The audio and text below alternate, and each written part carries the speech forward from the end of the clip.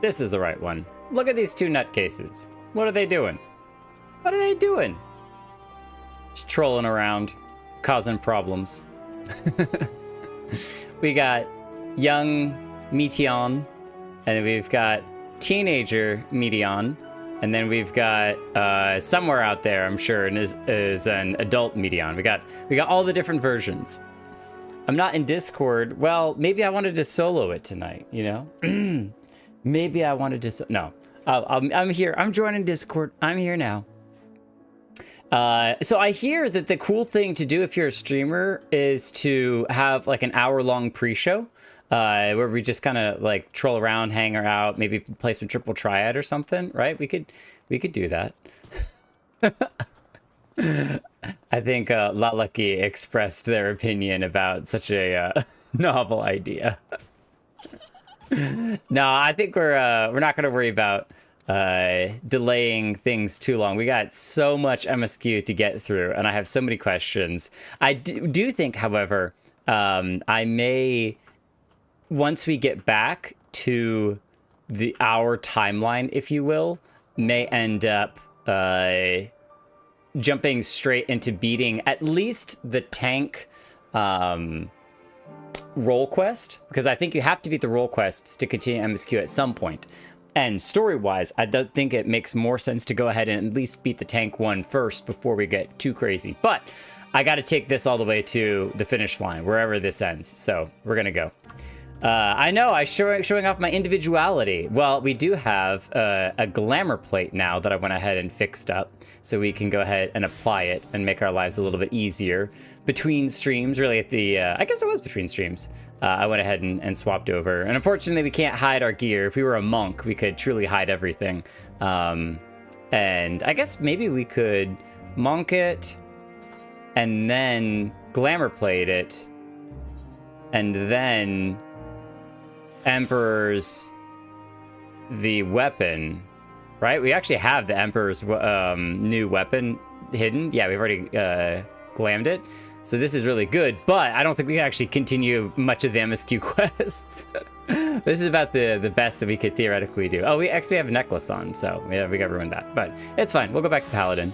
But anyway, I want to say to all new people, welcome. I hope that you are enjoying and enjoying the videos and the streams and everything. I'm Jay Kelton, and we're streaming through all the Final Fantasy XIV content. We're working through Endwalker right now. It's really, really awesome. Really, really crazy cool story. I started doing all of the YouTube cuts just as a different way of being able to consume rather than 4-hour streams. You can get a little bit more of a chopped up version. So for a bunch of people who've subscribed and joined, I hope that you're enjoying those. They're a lot of fun. And fortunately, not a huge investment of time to be able to make. So that's really nice. So there's a button to not show weapons, even on the, like, when you're running around. I know that in here, there's a weapon to, I think, is a straw sheath. I do remember somebody showed me this. It's a headgear, straw sheath weapons. Yeah, I don't remember it now, but bottom left of the character. Oh, it's that one right there. Oh, wait, and then we pull those out. Oh, that's true. Okay, that's what we're doing. That's what we're doing. Good call. Good call. That's right. Thank you. Hey, Holo, how you doing? So we'll update the gear set like this for now. I totally forgot about that. Yeah, this is much better. Much, much better. And then we can still pull this out to actually fight if we need to. So we are properly attired as an Enteleki. And let's continue the MSQ. I fear this discussion may take a while, during which time we get to hang out with Meteon again. Meteon, are you feeling unwell? It's not Hermes, it's you. I won't go to the meeting. I'll stay with Jake. Loath though I am to impose, may I leave Meteon in your care again? We can watch out for her. We will protect her at all costs. I'm in your debt. If you'll excuse me. Can we bring her back to our timeline, please? She needs to be the Scion's mascot. I know we talked about Lalaki being the mascot, but Lalaki is the guild's mascot, so instead Meteon will have to be the Scion's mascot. Can you help me with something, Jake? The meeting will make Hermes sad. I want to cheer him up. With a flower. Hermes likes flowers the most. Of all the creations in Elpis, most creations are expected to be interesting, or beautiful, or strong. Better in some way. But flowers are different. They're designed to suit our emotions, what we feel and want to convey. Hermes likes that. I can't make flowers, so I'll search for one. And I want you to search with me. Let's start here, at the 12 Wonders. Yay, Medion is accompanying you! Remember, they're having a discussion inside about what to do about the super monster that was going around killing other creations, and they're like, nope, we can't have that. That's not gonna do. So we don't know what that creature looks like and what kind of oh wait, there's flowers over here, is there? In the middle? Ah, here we go. Tree in bloom. Yeah, we don't know what's going on with that creature, but it definitely sounds very, very dangerous. I wonder if we fought it before. If it's the creation is Ifrit. It's like, no! Don't create it whatsoever. Vibrant purple flowers, bigger than your hands, adorn the tree. Oh, so big and bright. I love them. But they might be too bright. You have to think of the recipient. That's what Hermes said. Okay, so they're too bright and pretty. We need something a little more simple. I don't know why we're gonna look at this slender tree. Doesn't exactly have flowers on it. It's got nice color leaves, but no flowers. So, Holo's voice didn't show up in previous streams. We can work on fixing that right now. Let me see. Oh, I bet I know why. Holo, say something real quick. Test 1 2 1 2. There you go. You should be coming through now. Yeah, so when between streams, I sometimes do other video stuff when necessary, and I mute things. But it was good to know that I need to unmute that particular one. I might actually, I'll do it after the stream, but I'll rename it to make sure that I know that this is Holo's mic. So, welcome, Holo. For those of you who are new here, Holo is our co-pilot through the entire Final Fantasy XIV journey. They've been here since the very, very beginning, practically like Lalaki. So it's great. If you hear a mysterious voice in the background, that's Holo. A tall, slender tree rises before you. You crane your neck to look for flowers. No flowers. If there were apples, we could have covered them in syrup. Let's head outside next. Don't worry, we won't wander far. I guess, yeah, we were checking out the tops of the tree. If we could fly here, it'd make it a lot easier. Beyond, could we borrow one of these flying horses real quick? Be able to check these flowers a lot faster. This bush not to your liking, Medion? Alright. I wonder if anyone would have a problem if we just stole some flowers here, right? Just grab it. An array of beautiful flowers grow in the bed. Their mix of colors forming a pattern. These would be better for Hermes, but they're hinged in. That means we shouldn't touch them. They're either under observation or poisonous. Any other place should be fine, though. Let's keep looking. Shove Harsh into the poisonous flowers. I was also looking at it, and I was like, this definitely looks like some arena that we fought in before. And, you know, you have to make sure that you go to the right side. This purple is probably the attack, right? The attacks are out that side, so you gotta stand in the middle where it's safe. All right, so these are cool, though. Very pretty. Oh, there's flowers over here. So not the hinged-in flowers. Oh, this is a familiar plant. We've seen these guys before. These are a little too dangerous. You just stick your face in there. Yeah, it's a face hugger. Chew it on me. No, thank you. Set on a tall, thin stalk, the oddly shaped flower is mesmerizing in its undulations. Oh, a conion, a flower that can move. When Hermes wasn't looking, it shot seeds at him. Not a good gift, maybe. But you're good, Jake, at spotting flowers. We'll find something soon.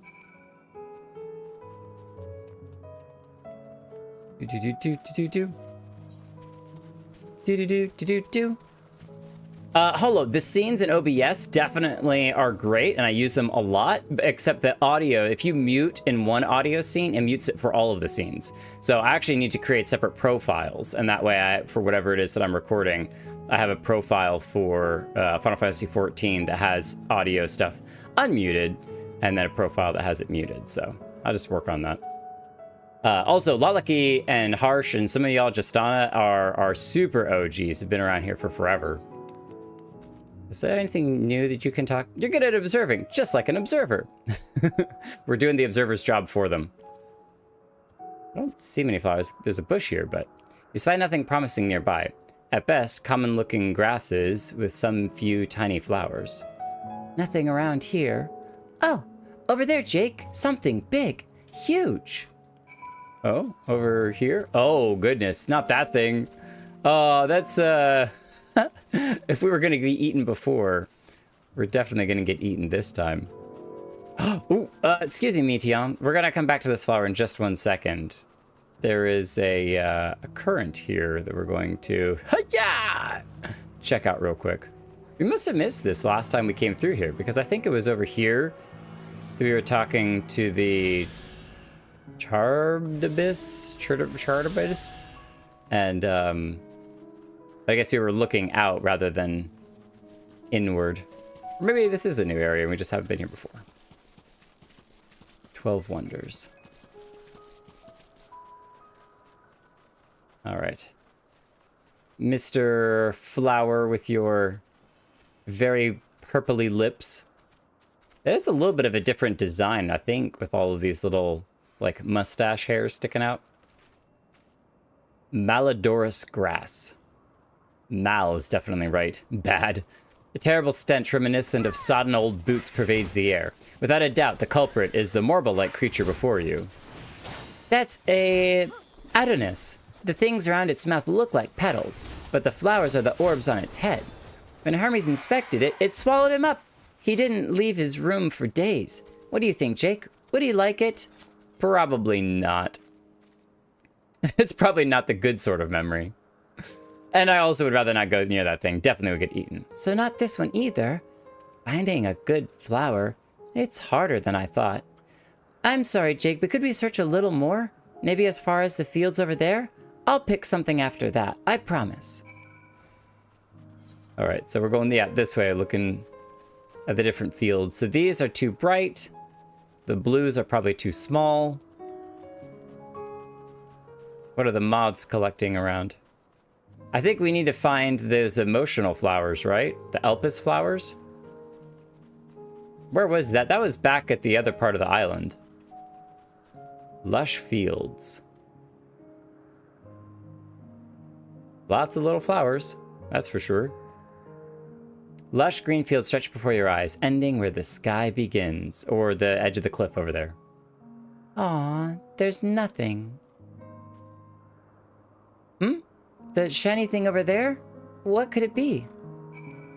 Shiny object? Is it an Elpis flower? It is The legendary. We needed to pick one for ourselves. Remember, we have to replace the one that Heidelin gave us? We need one.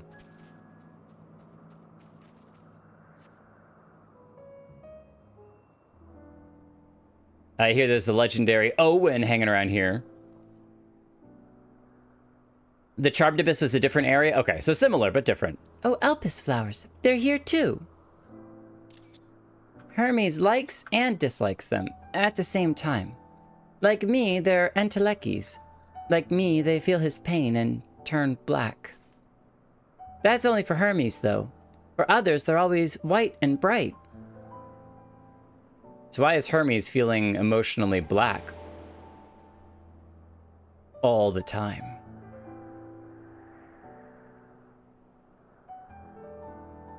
Have you never seen them blue or yellow? We've seen them a couple different colors. Truly? The flower was dark in your home? Then do you have it too? A dark emotion? It was kind of gray when we had it. I've known the pain and sorrow of loss. I felt great fury and frustration. I've been plagued with doubt and anxiety. I dare say I have a few. Pain and sorrow of loss, great fury and frustration, plagued with doubt and anxiety. I think pain of sorrow and loss. That definitely would be. I relate more to that than any of the other ones for the story, especially for the those we've lost and those we can yet save. I think that works the best. But the second best option, I think, there is, I dare say I've had a few, because it's just kind of all-encompassing. I've been around the block. I see. Hermes has known the same. The feeling that a part of you is gone. Again and again. But no one notices. Please, Jake, won't you lend it to me? Your pain and sorrow? I want you to make the flower dark. In front of Hermes. Oh, so he knows he's not alone. He has been in a dark place. Since before he created me. He needs to know that he isn't there alone. That others are sad too. That's actually a really interesting way of being comforting, as it could be extremely comforting to know that you're not alone. Truly? You'll do it? The others kind of feel the same thing that you felt before. Thank you, Jake. That means more to me than I can say. I can't wait to see how Hermes reacts. Let's go back and fetch him. You still didn't pick the flower. Grab the flower. We got to give Lilina a hug real quick. In your individual green Asian robes. Hello, Lavava.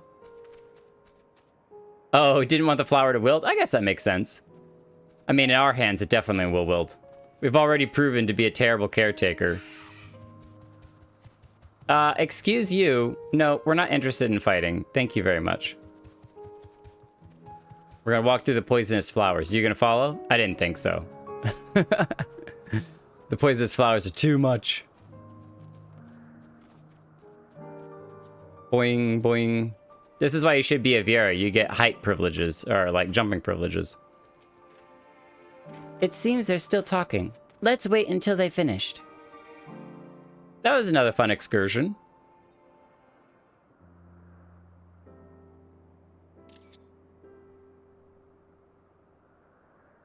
Brooding.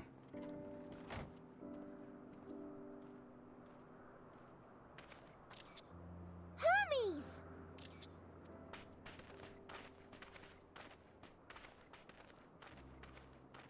Oh, you were waiting for me. Not for long. You've finished talking? Yes, we've come to a decision. My thanks for keeping Meteon company. Emmett Selk and Hithildeus have already retired to their rooms. There is room for you too, if you would follow me. Oh, we get a room here? Nice. Wait! I want to show you something first.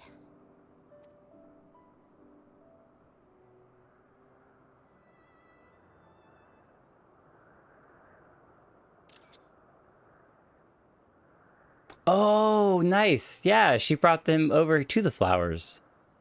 Elpis flowers? Go on. Are we gonna pluck one now? Or just feel our emotion near the flowers? Whoa! Okay, the purple into gray was kind of cool. You're not the only one, Hermes. Others feel sad too. You're not alone.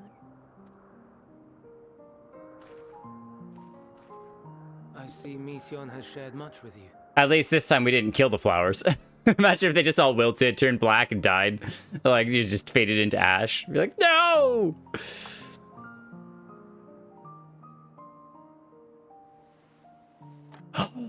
It's taking the mask off. Literally and figuratively. Emotionally. May we talk a moment? Got some cool eyes. They all have cool eyes. They got special eye designs.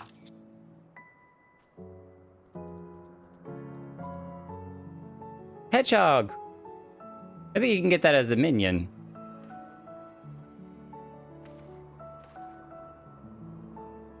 I do not think it wrong that we live for the star, that we strive to make it a better place. And yet, In carrying out my duties here, there are times when I am plagued by doubt. Do you recall what Hythlodaeus said when we first spoke of my nomination? Death is the privilege of those who have fulfilled their purpose, a choice they embrace of their own free will, and when they depart, it is always beautiful. Perhaps it is, but only for man. Creations that he deems useless are discarded with nary a second thought. Some scarcely born into the world, afforded a handful of breaths before life and potential are abruptly extinguished.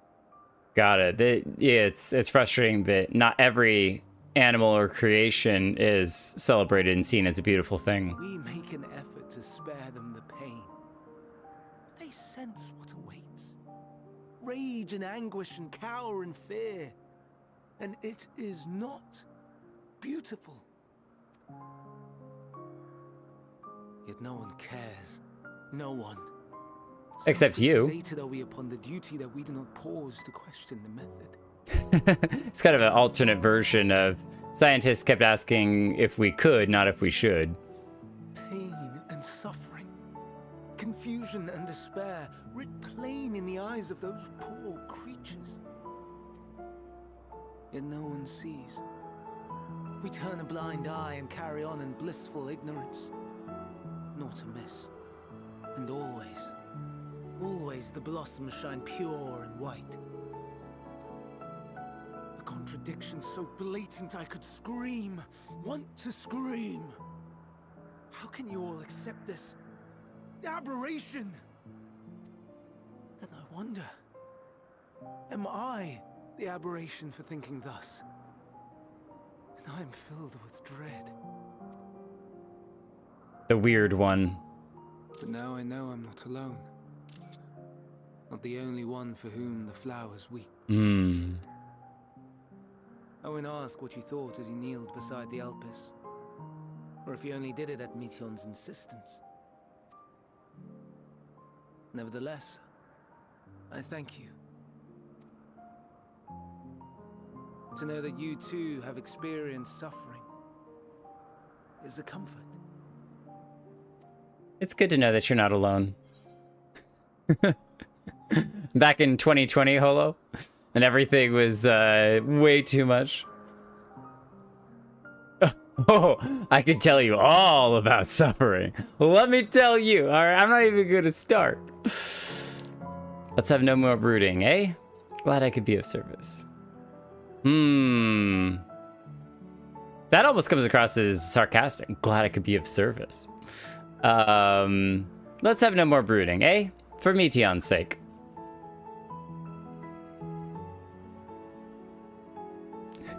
Indeed. Difficult though it may be, I must endeavor to be strong like you. No, you got your own strength. The stars in the heavens. Know you what they are? Balls of gas and fire. Though it is too far to tell, each glittering light could be a world not unlike Aetheris. A world filled with life. So many stars, so many lives. For us, there may be no higher purpose than to live for our world. But what of the other living beings out there? What is it that gives their lives meaning? That drives them day after day after day? So much philosophy in a video game. To our undiscovered cousins, I created beings of dynamis, who can traverse the vast emptiness between the stars. Meteon and her sisters. Sister? So there's more. That's cool. Which means that it's possible that we could run into them in the future. Aye, sisters. So There's a cute. great many of them, and they have already departed on their journey, traveling to one star and then the next in search of life. That's One might crazy. expect. Exploration on such a grand scale is rife with difficulties, and thus far I've naught to show for it. But I have faith that we will make some manner of discovery ere long. I wonder if the other, like the first reflections are out there. To share our findings with you in gratitude for your kindness. Like, I wonder if the reflections are in the same, like, universe that we're in.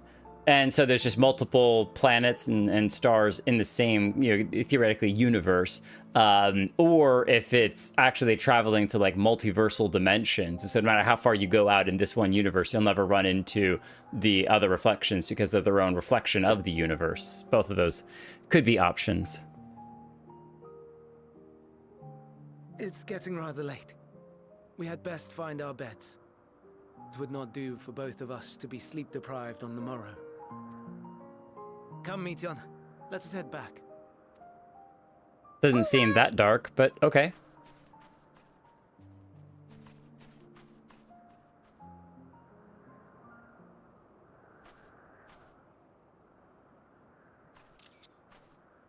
She looking at the stars? Does she hear her sisters out there calling?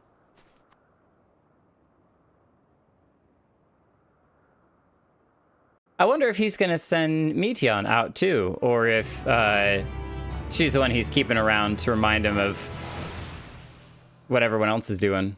Sup, Orwin? The man with the glam.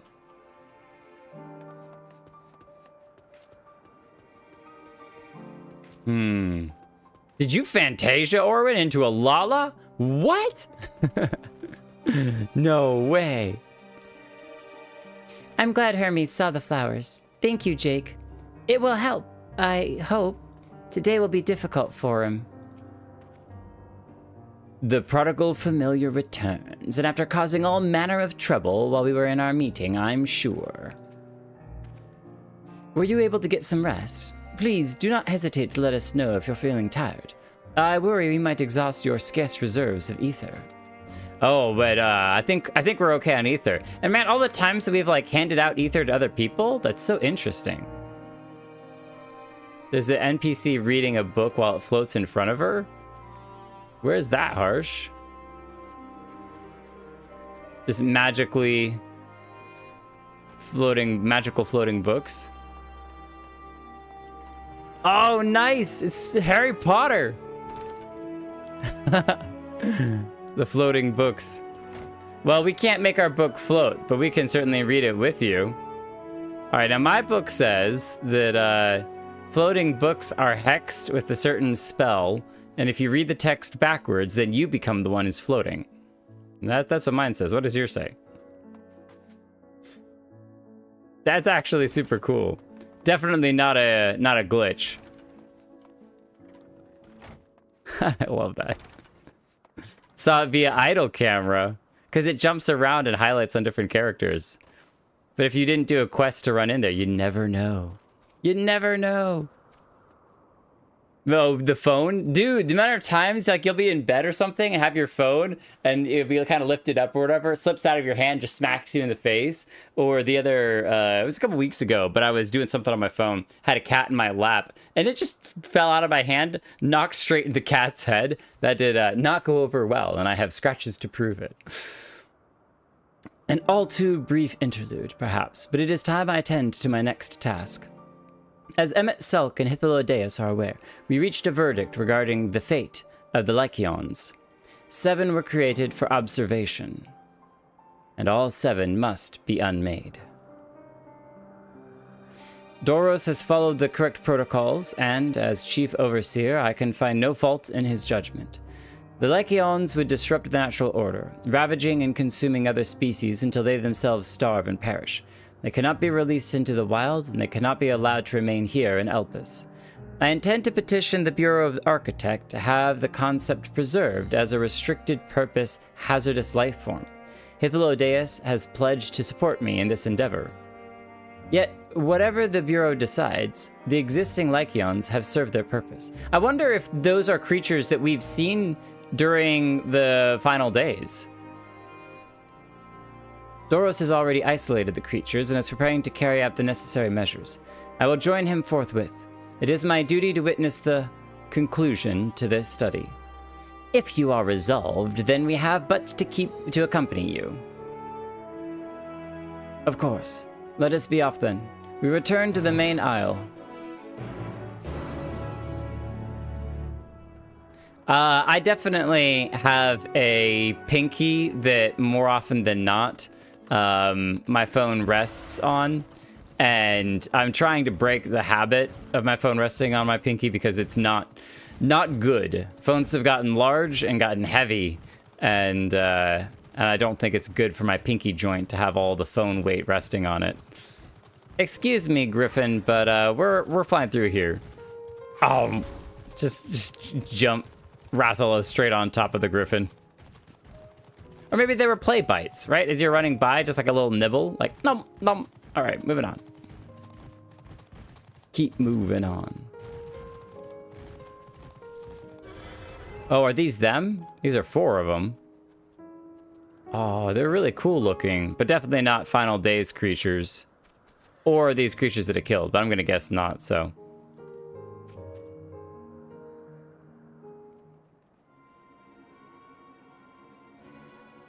Maybe 3 escaped?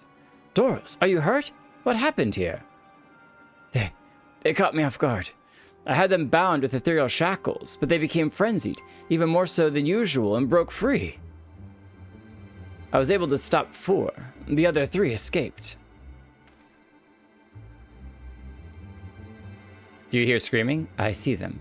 2 have taken to the air above the 12 wonders. Oh, look at him spotting the other one immediately. The last one is up ahead, lurking in the fields. You and Jake handle that one. The pair in the sky you can leave to me. If this is how it must end, then so be it. I will render assistance to Emmet Selk, unneeded though it is. Just makes a statement and walks off. We know you're buddy, it's okay. Meteon, you are to stay here with Doros. But Hermes... The Lycaons must be reverted. I would spare you their pain. And mine. This is my burden, not yours. But if you are intent on helping, then please, follow my lead. Aw, Meteon. Stay with Hermes, Jake. He will need someone when the time comes. She's so precious. Never mind my wounds, they're easily healed. It is the Lycaons which concern me. Alright, intense music has begun.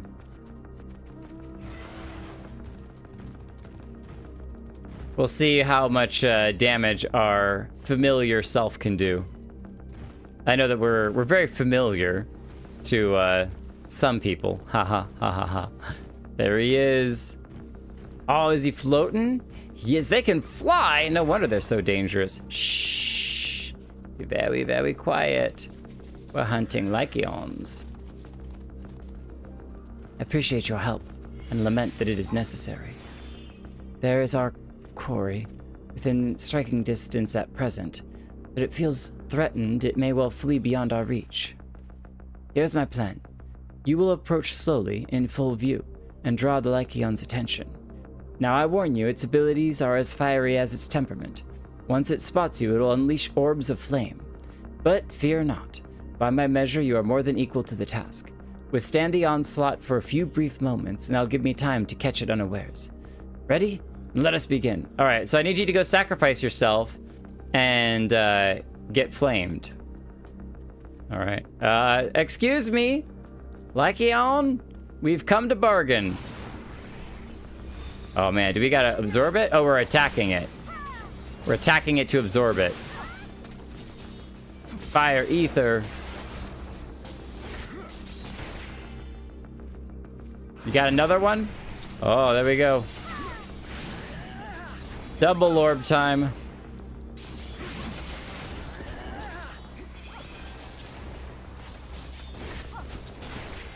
And then triple orbs, right? No?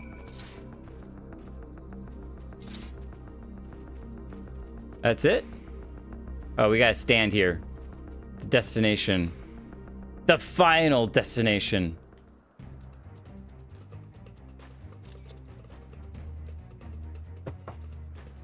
Now. Oh, he tells himself now. Oh, see, he can summon weapons too. Nice. Like we summon our weapons, he can summon his weapons. Sick. That's not very white mage of you. Forgive me. Please, forgive me. Aww. May you and your kin find peace. Wherever your souls may drift in the underworld, may you find tranquil seas. The underworld.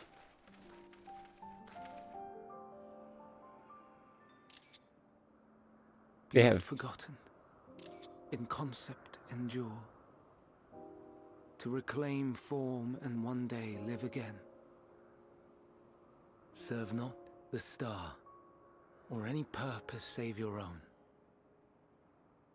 Live again, if that be your desire.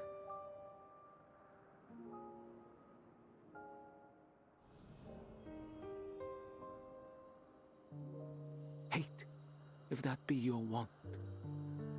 We are worthy. But leave your suffering behind. Lay down your burdens, be born anew. Fly high, fly free.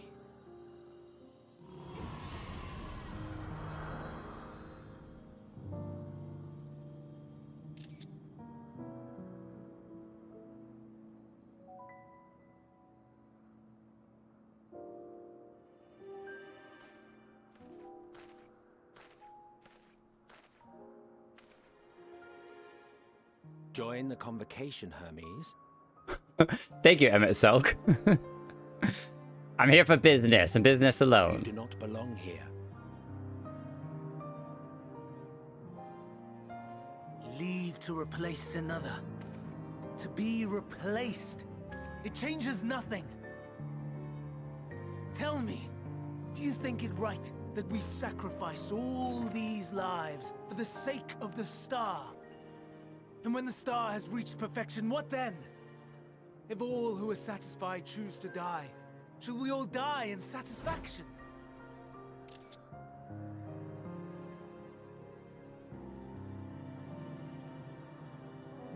I do not know.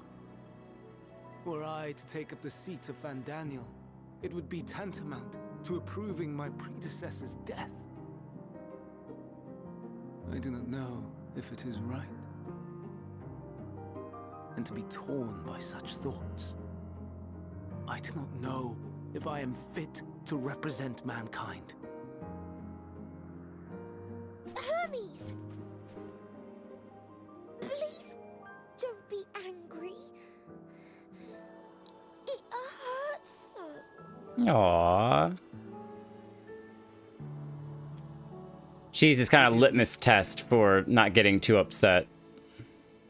If you would still consider me in spite of everything, I beg some time to gather my thoughts.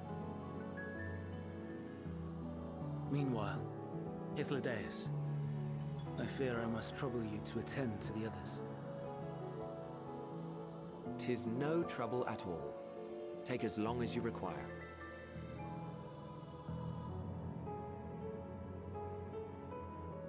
And you, my friend, I pray you find that which you seek.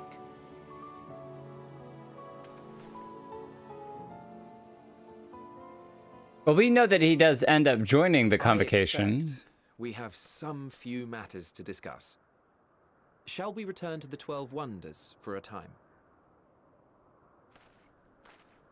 Aye. Short and to the point. Social grace of a sledgehammer. Whoa, hold on. What happened to the chat? That's scene 2. Hold on a second, we're missing the chat. We can bring it back. We have the power. We have the technology. There we go. Yeah, it's been missing. I didn't even notice. I thought that it would auto-populate, but it didn't. Well, welcome back, chat. Welcome back to the video. Man, it's gotta hurt to say goodbye, especially when you think about it. He's been doing this for a long time. So how many different creatures has he basically had to say goodbye to?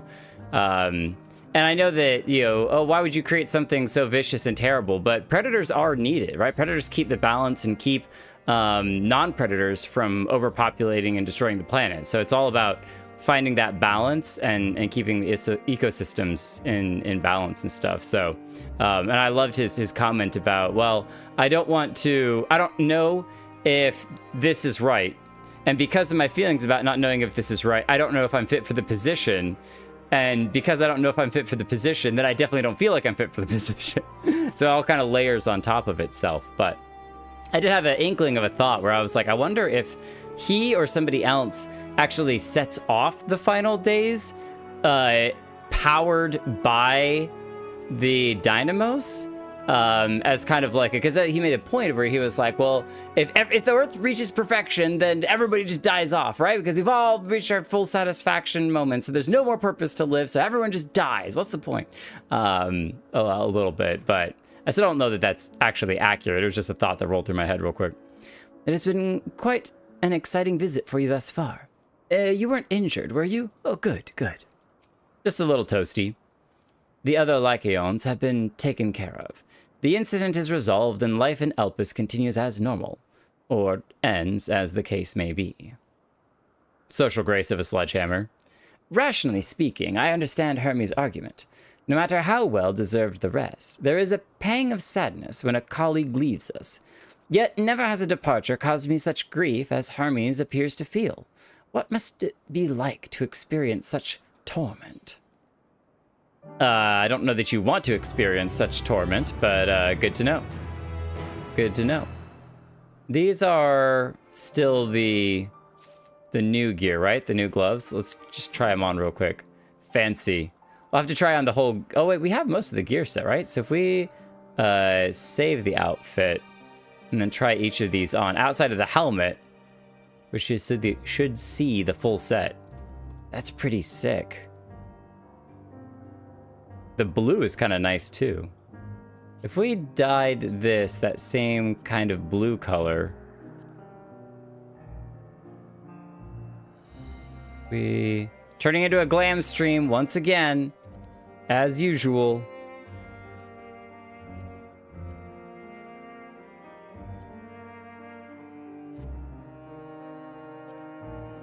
Does see the kind of blue purple doesn't really change. It is almost more of a purple hue, isn't it?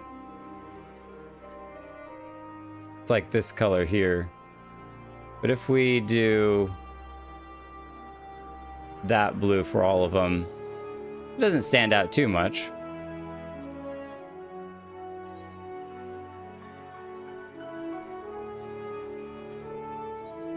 All right.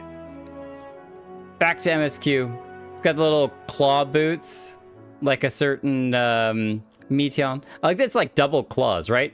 It has these 3 toenails, and then also has the extra toenails above the toenails, and then it has reverse toenails above those toenails. We got triple toenails going on over here. It's cool. Oh, we gotta talk to Emmett Selk real quick. I don't know what answer he's searching for, or if it's within our power to give it, but I believe he would make a fine Fandaniel, and if he rejects us out of hand, we will all be the lesser for it. I don't know why he just won't accept it and move on. Where to now? If there is anything you would like to visit before we leave, I should be glad to show you the way. Hermes has not yet outright refused the position with the convocation, merely postponed the decision. As such, I may as well resume my assessment. If we cannot accompany him, then I will content myself with questioning his colleagues. Ever the pragmatist?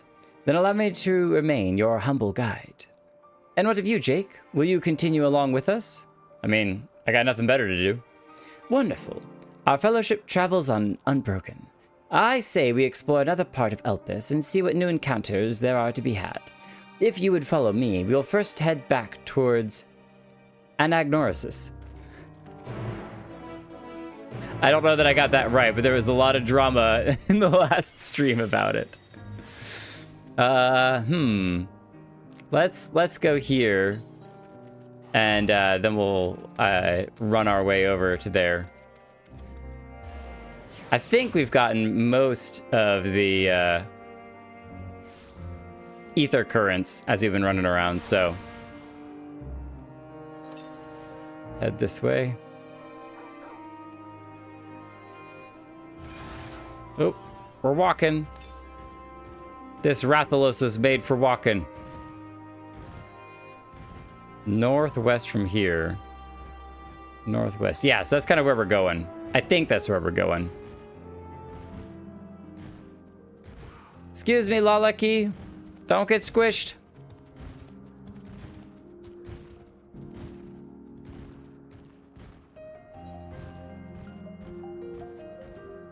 So how do we get up to that giant island up there, huh? That's the question. Is this where we fly?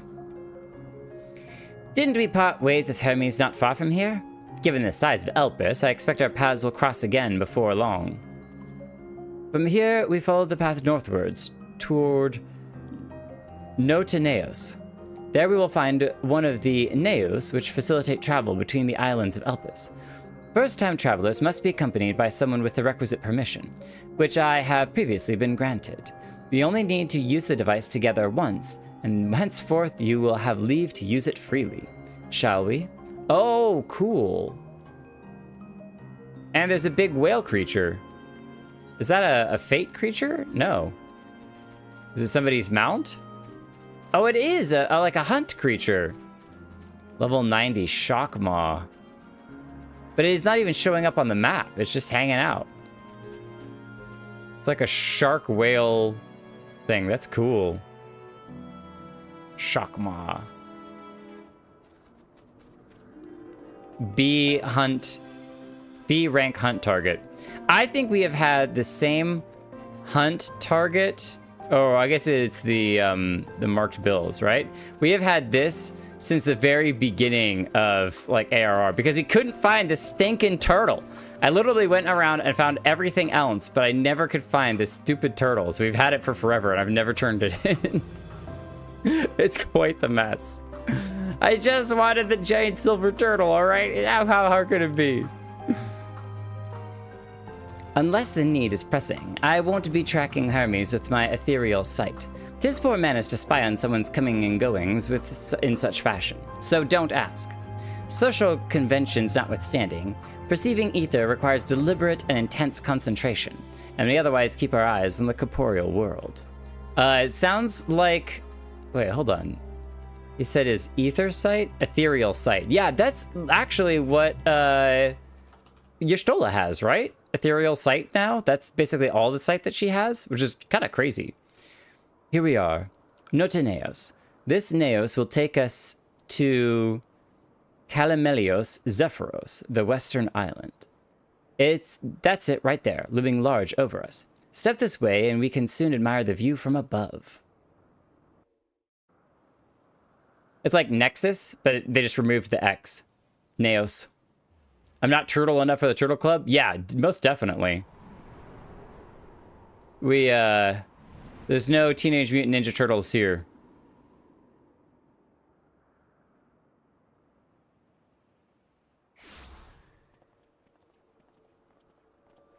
I present to you Calamelios Zephyros. Hey, we got really close. Calamelios.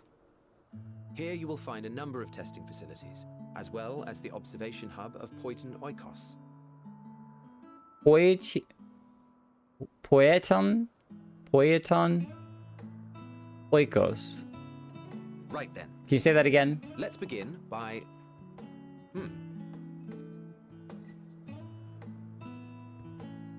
Well, well. He's running An away. Aurelius. How delightful.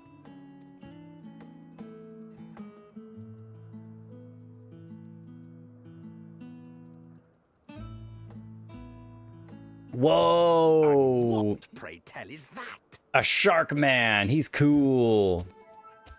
Ah, that's a new species of shark. We approved the concept but a few days ago. Sharks are among the most popular sea creatures. Rare is the day when someone does not submit a new concept. He's looking At for a first, they were meal. largely orthodox, consideration given to such things as size and environmental impact, and then a whimsical someone thought to bestow it with flight, another superior intelligence. And then the floodgates burst. Concepts with multiple heads, or arms and legs, and so on and so forth. It was getting absurd. A part of me wanted to tell them to go away and find something else to create, but in the end I couldn't deny their passion. And here we are. Here he comes. Whoa. Somebody in a white robe. Karenica? Oh, she had a cool sword. That was too close. Are you unharmed?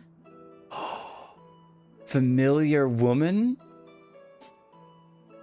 Look at them blue eyes. Look at them blue eyes. Well now, if it isn't a pair of familiar faces. Familiar faces. Benar, that we should meet you here. Benar. We've heard that name before. Benar. Yeah, she looks like Heidelin, but different. Oh, did As Benar... I mentioned earlier, the better part of the convocation holds that when we retire is when we return to the star. Well, she is not among said majority. Even after stepping down, she carries on with her work. Benar is her name, and she is the previous Azem. The previous Azem. Which is why our souls are kind of connected. Azem. But, well, It's been a while, the previous Azem. Hythlodaeus. You look well. Less so, Emmet Selk. I dare say the lines upon your brow have both deepened and doubled in number. You're growing gloomier. For one so young, you must make an effort to frown less often.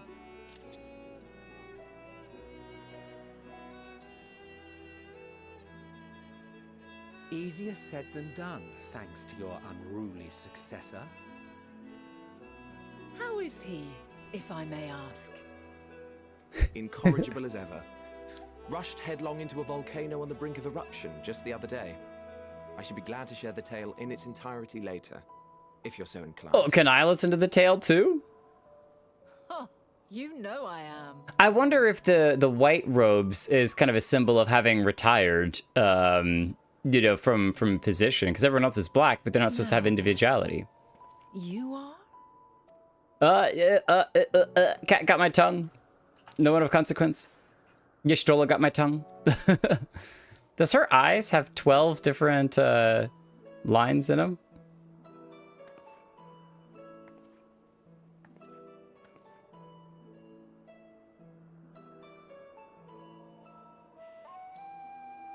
One, two, three, four, five, 6, 7, 8. I think it's 8. Chance come from the future. What? How did you know? It's my hair, isn't it? It's my hair. I do not Gave it believe away. we have ever met, yet I sense my magic upon you. No way. That's wild.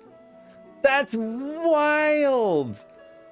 I sense my magic upon you. That's so crazy. Up time. Yep. We got to get out of here. We're going to cause problems. Like, I knew we were always going to cause problems going back in time before, but now we're going to really cause problems. All right. Therefore, if I wove the enchantment, I could only have done so at a later point in time. I wonder if the enchantment is the, like, tempering, yeah, becoming the warrior of light, and the enchantment including seeing the falling stars. What manner of magic is this, if I may ask? She A was traveler's just ward, of spot course. on. It prevents the corruption of one's ether. A traveler's ward prevents the corruption of one's ether. What? Traveler's ward? We're learning so much and so little at the same time. Sounds rather like the blessing of light. Does it protect you from the enthrallment of primals by chance? I don't know that they would even know what primals are, let alone that it would protect you from enthrallment by primals. But I'll definitely say this, even though that's kind of still giving away some information, I don't think they're going to have any idea what's going on with that. So, sounds like the blessing of light. Right? Spoilers! Seriously, spoilers. She's just dropping bombs left and You're not right. ignorant to its presence. And while there are many protective spells, the one you bear is unmistakably mine. Vina. Hold on. From the future? That's absurd. He's a familiar. I don't want to admit it, but she might be right. What is it? Are you unable to speak of the matter? I choose not to speak of the matter because I don't want to ruin the timeline. The reality to which you must return exists as a result of the final days. Don't screw it up. You cannot reshape the past to undo the tragedies of the present. They tried that with Graha. They just had to kind of give up on that other alternative timeline, knowing that it was kind of doomed, but at least they could create a new timeline. Your actions here will not change your history, but they may yet affect the course of ours. How very exciting. I'm quite fond of delving into the unknown, and there's naught more unknown than the future. And all you can do is live it. Until a moment finally arrives, we cannot know for certain what will come to pass, regardless of our supposed foreknowledge. So you needn't worry for us. Well, I'm more worried for me. That you should go to such great lengths as to travel unto the past bespeaks the gravity of your quest. Will you not reveal it to us? Mayhap we can be of aid to your cause. Oh man. Okay, so maybe what Elidibus was saying was that even if we travel back, even if we were to change things, that wouldn't change our future, and that when we went back to the future, things would still be as they were. Basically, like, we were stuck in that timeline regardless, and we couldn't change something in the past that would fix the future. However, if we, a new timeline has started where we kind of came into the past, and that's a whole lot of unknown, and that maybe they would have a whole different future and things would be entirely different there, and we could still learn something and come back to us. So, I don't know. There's options. There's options. There's stuff.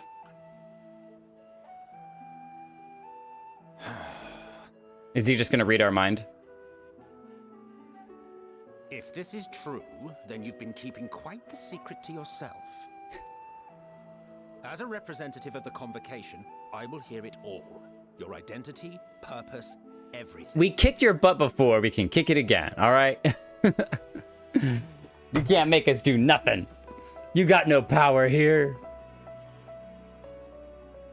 But it's actually pretty tragic what we're going to tell them. Why don't we move to a place more conducive to calm conversation? If we told them everything, that would be I've been working here for some crazy. days now at an old friend's behest. If it is agreeable, we may make use of my accommodation at Poiton Oikos. Poitenoikos.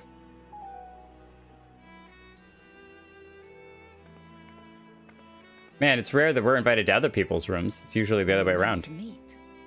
I am certain of it. Else I wouldn't have marked you so clearly and sent you unto myself in the past. Technically, you weren't the one who sent us back here, but I do get the mark you so clearly. It's precisely the sort of mischief I would get up to. And quite inspired, if I do say so myself.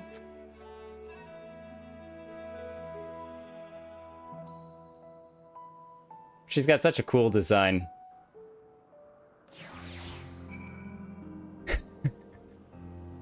Vina already knows we're from the future, which means her future might already be altered as well. So no harm. That is true. It's kind of like, even just the fact that Emmett Selk and Hythlodeus, saw us and see us as a familiar and everything. Even that kind of has already theoretically changed the future. And so it's kind of like, well, may as well go all in. You two, you three, are not going to like the future. The future? Our future? I'm deathly curious to hear more. And there I thought you were a harmless stray familiar. As far as I'm concerned, this nebulous talk of future this and changing history that can wait. First, I mean to find out exactly who you are and what you hope to achieve here, before I turn you into ash and nuke you from orbit. My apologies.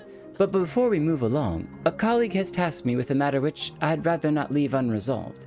It involves finding a certain concept engraved crystal, and the quick-fingered Aureus that made off with it. An Aureus, you say? I think we might have seen the culprit before being distracted by all that business with the shark. Would you like us to follow its ethereal trail? That would, of course, lead us only to the Aureus. There's no guarantee that it hasn't dropped or stashed away the crystal you seek. Please, even that much would be enormously helpful.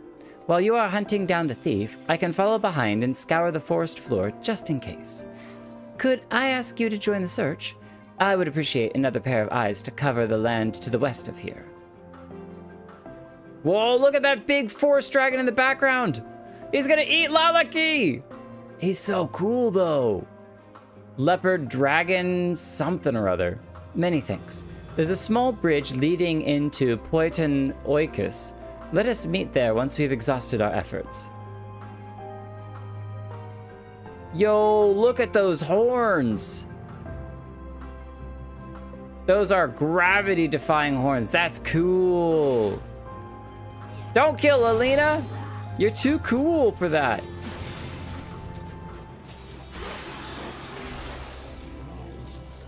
They're awesome.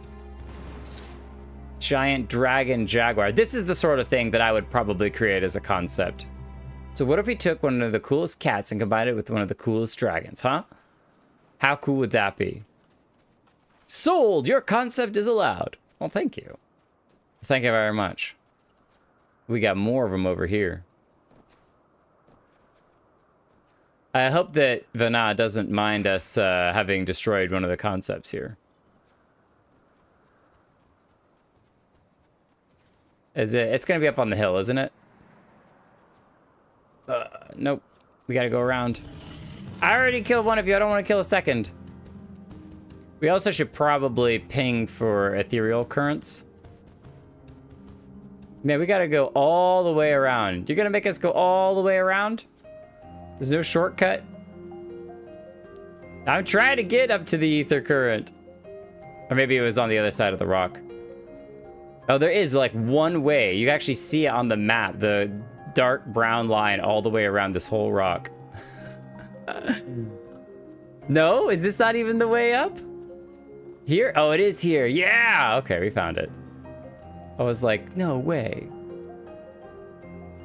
A giant tree. The impossible tree. And it's not even up here. All of that effort for not even an ether current. That's okay. We get a cool view of the area. Maybe we can find the shiny thing that we're looking for.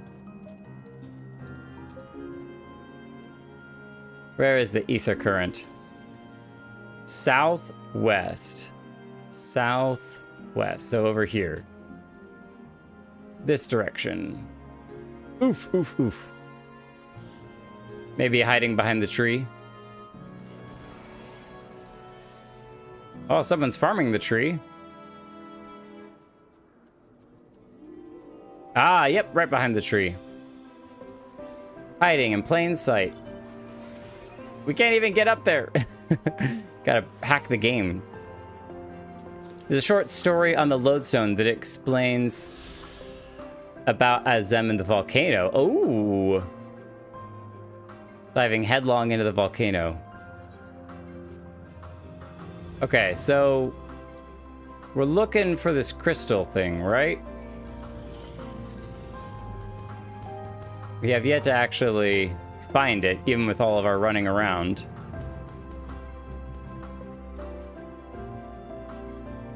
Let's bring out Rathalos, see if we can scare off the local wildlife. We've already been to the other side of this rock. We weren't really looking out, so let's go this way.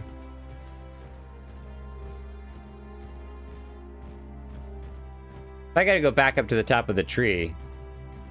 There's a... Oh, here it is. Concept crystal. I was gonna say that there was a parkour up there that we didn't see. Is that what he was actually holding? I don't remember him holding that thing. I think the shape of it was a little bit different, but maybe I'm crazy. Because yeah, it definitely looked a little more something like this. a scintillating crystal upon which is stored some manner of esoteric concept. Everything is stored in crystals. The whole world is actually a crystal here. I found something. The problem you present is vexing enough without adding the old Azem into the equation. And she wonders why these lines upon my brow grow deeper, when she herself wields the hammer and chisel. She's doing the etching of the lines. The Azems, both mentor and student, are a force to be reckoned with. I find them a delight, personally, but they have a habit of making Emmett Selk look as if he bit down on a sour grape. I'm sure he enjoys the sourness. At last, our searcher returns. I'm afraid the Aureus no longer had the crystal, nor was I able to find it as I followed in its wake.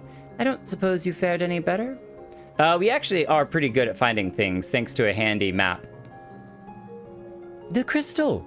Well done! Wonderful. Now I can focus on your tale without that missing concept nagging at my mind. Have you always had a knack for finding things? I've been asked to do so. I've often been asked to do so. Traveling and searching go hand in hand. Ooh, I do like that. Because she said that we have a traveler's ward, right? Yeah, traveling and searching usually go hand in hand. Kronika, stop making eyes at Hythlodeus. I see you over there. You often travel, then? It seems we have something in common. Long ago, when I held the seat of Azem, I was forever trekking back and forth across the star in search of answers for people's problems. Naturally, the need for such journeys has lessened considerably since I entrusted the position to my whimsical successor. Yet I am still eager to come running should an old acquaintance or new interest require my personal attention. This is what brings me to Elpis, in fact. Many times has my presence been requested, my opinions sought concerning the habitat of this or that creation. Agreeing to help locate that missing crystal was a minor distraction, which now promises to become a major revelation. How strange and wonderful it is the way one thing leads to another. Wouldn't you agree? That's kind of the whole point of traveling and journeying. Kritika is just doting over there. Doting. Thank you again for your timely help. Now then, 'tis time I returned this stolen property. If you would go on ahead to my accommodation, I'll join you as soon as I have attended to that task. Follow the path straight ahead to the building at the top of the slope. I have the entire place to myself, so we can speak without fear of being disturbed or overheard. The Elizan animations. I didn't realize that different characters had different animations for different like races and stuff. I always feel much better after taking a short respite to converse and debate with my associates. I consider it essential to exchange ideas with my colleagues regarding my observation work. Without such external stimulation, one has a tendency to lose the forest for the trees, so to speak. Yeah, I guess that's a good question. And I know they didn't really pose a question, but are you all more introverted or extroverted? Because as someone who is extroverted, I greatly enjoy having conversations with people, and if I'm feeling tired, I'm like, man, I want to talk with somebody, and it definitely gives me a lot of energy. I like discussing and debating and all that good stuff. But not everyone is like that. Introverts are more quiet and reserved, and it's exhausting to kind of talk with other people. More of the morbles in their nasty breath. Oh, hello there. I haven't seen you before. Did someone create you just recently? No. My parents have been a little... Maybe you do too. Would explain why it's taken such a liking to you. He's giving him a hug. My guess... Oh, well, this stinks. There we go. There we go. I was waiting for the other line of dialogue. I was going to say, I bet he said something about it stinking. And you do too. Just don't get eaten, okay? Just make sure you don't get eaten. That's awesome. I mean, if we need to, we can push him backwards over the ledge. You know, one thing we didn't do when we were out there at the edge was look down. I actually totally missed that opportunity. I guess because we went straight into a cutscene. So we'll have to go back and get a nice view of the area. 100% introverted. 100%. Not even 1% extroverted. Not even a little bit. No, my wife is definitely far more of an introvert than I am.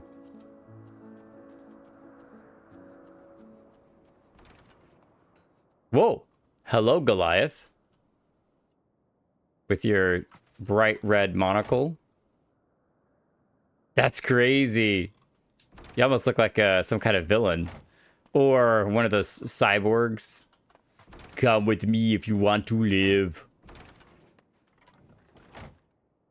Yuki's here. Hi, Yuki. Following the same quest line that we are, just a little bit behind. Or maybe a little bit ahead. Actually, I would assume a little bit ahead. Yes, this will be far more comfortable than interrogating you on the side of the road. You needn't be so nervous around Vanna. Those white robes mark her as one of the fair and impartial... Oh! As one of fair and impartial reasoning. Aside from the emissary, Elidibus, such garb is worn only by those who have stepped down from public office to serve as advisors. Whatever you have to say, she will listen without judgment. Hey, we thought about that. That's cool that it has to do with people that step down. But I guess also it can be, fair and non-judgmental. Welcome to my temporary abode. Please make yourself at home while I put on some tea.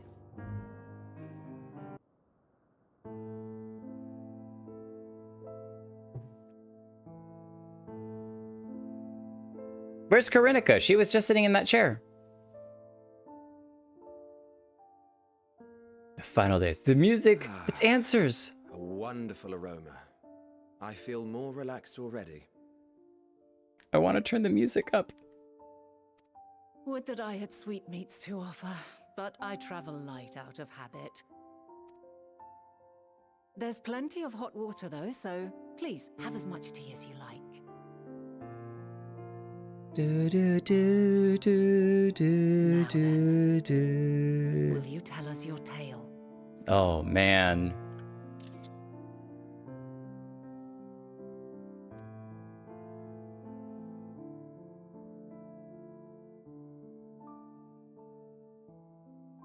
Is it going to do flashbacks for the whole tale? We got a lot to tell. Like, where do we even start? Oh, sweet. We actually get to actually participate in this. In the future I came from, a calamity called the final days has befallen the world. The world has been sundered, broken into shards. Mankind is being forced to flee the star. All of these are good. I'm going to say the world has been sundered, broken into shards. There's a lot more to tell.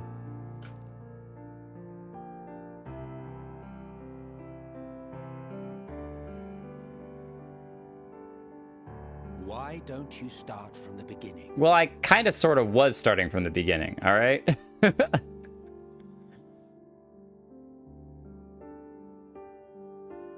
I guess we didn't really explain why it was sundered. But you see, you create the first primal to stop the final days from occurring, and then others will create an alternate primal, which will cause an eternal feud, but that will sunder all of the stars to stop the planet from being destroyed, but that will also then lead to a galactic war, creation of Hydaelyn, Vanna. How is it that Vanna and Meteos are gonna kind of mix? Or Meteon, I guess. But Meteon's like telepathy. And it's so cool. Philodeus, his best friend.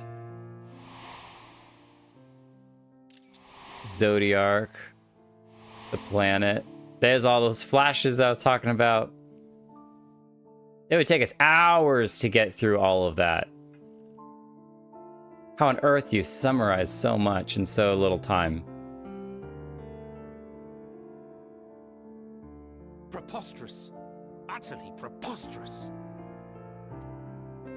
While not the words I would have chosen, I too have my doubts.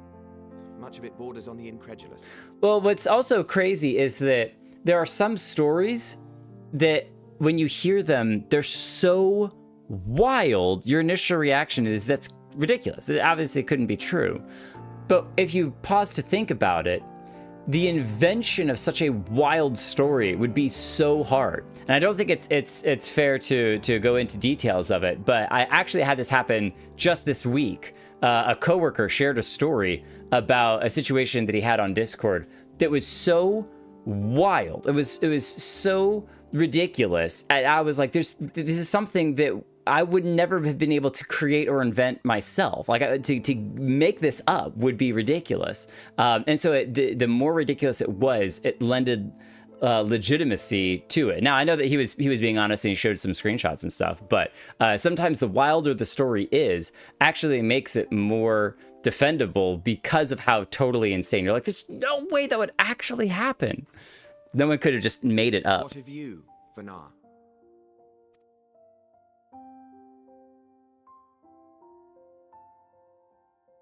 Not knowing the precise details of the first final days, it is difficult to determine the veracity of the tale. Supposing it is all true, I must ask myself why I would do what I did. See, doesn't her eyes kind of look like Louis Sua's spell, with the 12? Maybe it's just because it's blue and geometric. I had no recourse but to oppose the 14 and create this Hydaelyn. Circumstances change, of course, but it would not have been an easy decision regardless. No, there must have been a reason. One compelling enough to force me to take such drastic measures. Then there is the Elpis flower, which I said would serve as a guide. Oh, we shared that too. That it's of import to your mission is plain. But your presence here leads me to believe that this place also holds significance. That's what Elidibus said. What could it be? What are we meant to accomplish? Might it not be simply thus? In the future whence he came, the final days could not be averted. Mankind has no choice but to flee the star.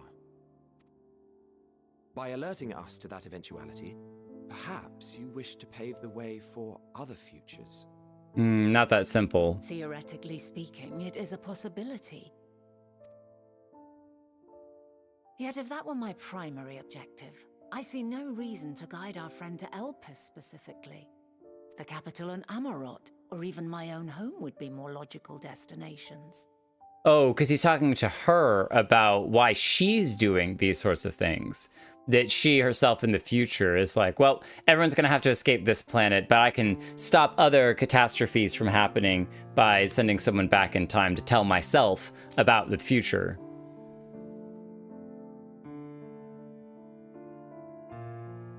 True, true. I note also that Hydaelyn did not specify a point in time to which he must return. By this, it may be inferred that it was not critical that we should meet. But there's still some critical piece of information having to do with Elpis that we needed. Alternately, like she had Dynamis. reason to believe that our paths would converge, coincidental though it may seem.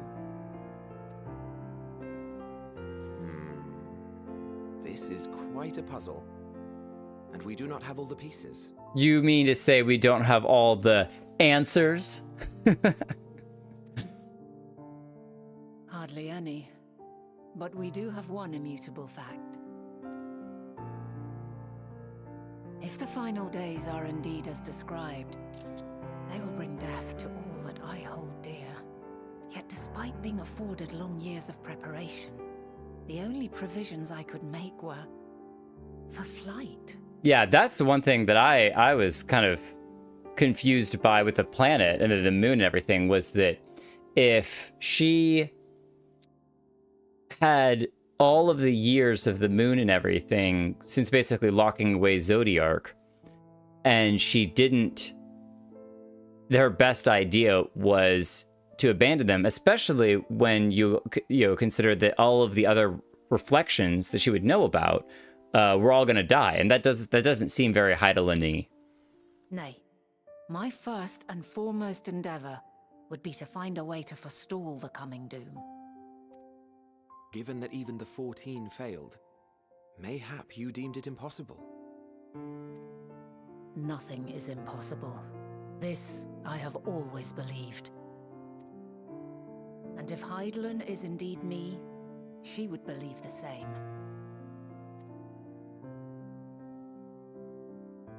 Listen to yourself. Are you seriously entertaining the notion that you are a messianic figure in some far-fetched tale?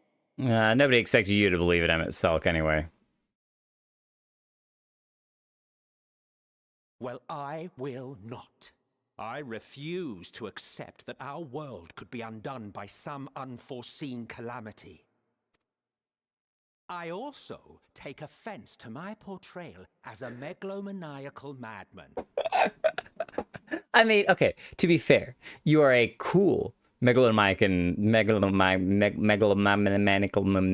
maniac. You're a cool maniac madman, all right? To So sacrifice oneself for the star is a noble act, and I would hold those who gave themselves to this zodiac in the highest esteem.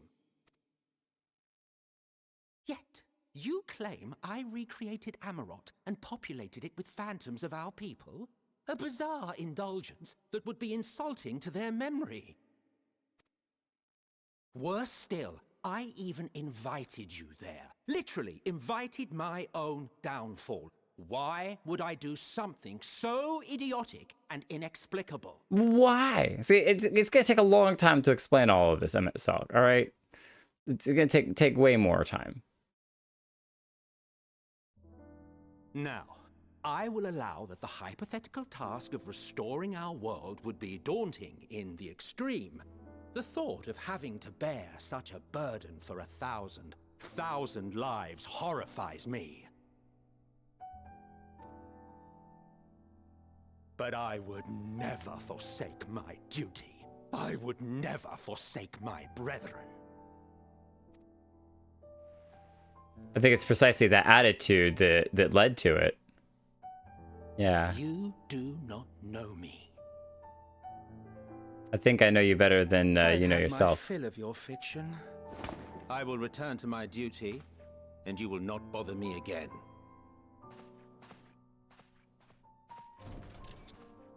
Emmett Selk, wait!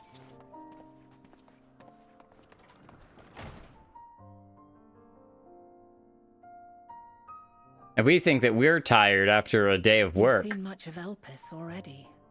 If you have any observations to share, I should like to hear them.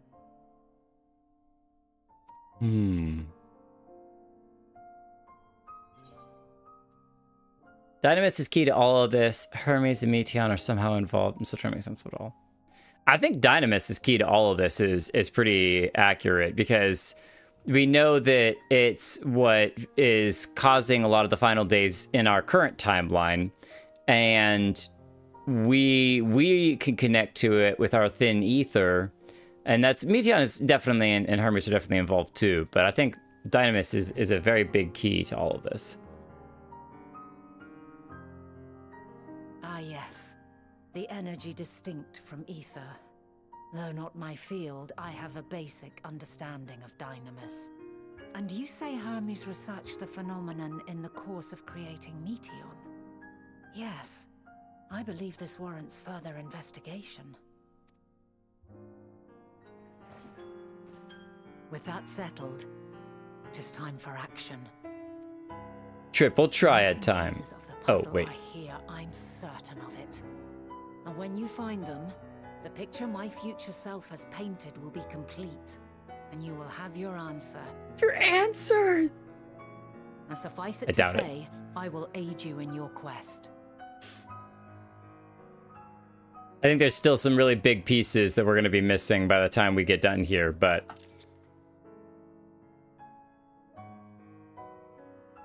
I could be wrong. Have faith. If Emmett Selk is the man Azum described to me, we've not seen the last of him.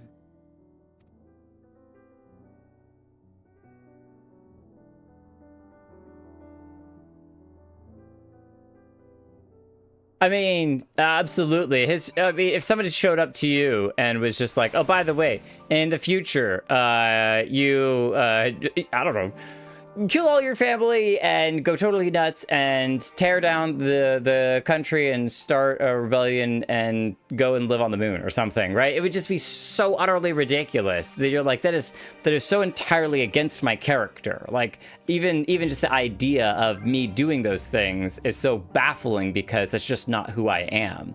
But circumstances change who we are, and that kind of changes everything. Changes everything. I think we should get a quick picture of all of us sitting around the table. And I'm going to be uninterested reading a book. Take a seat, young Skywalker. You're on the Council of the Convocation.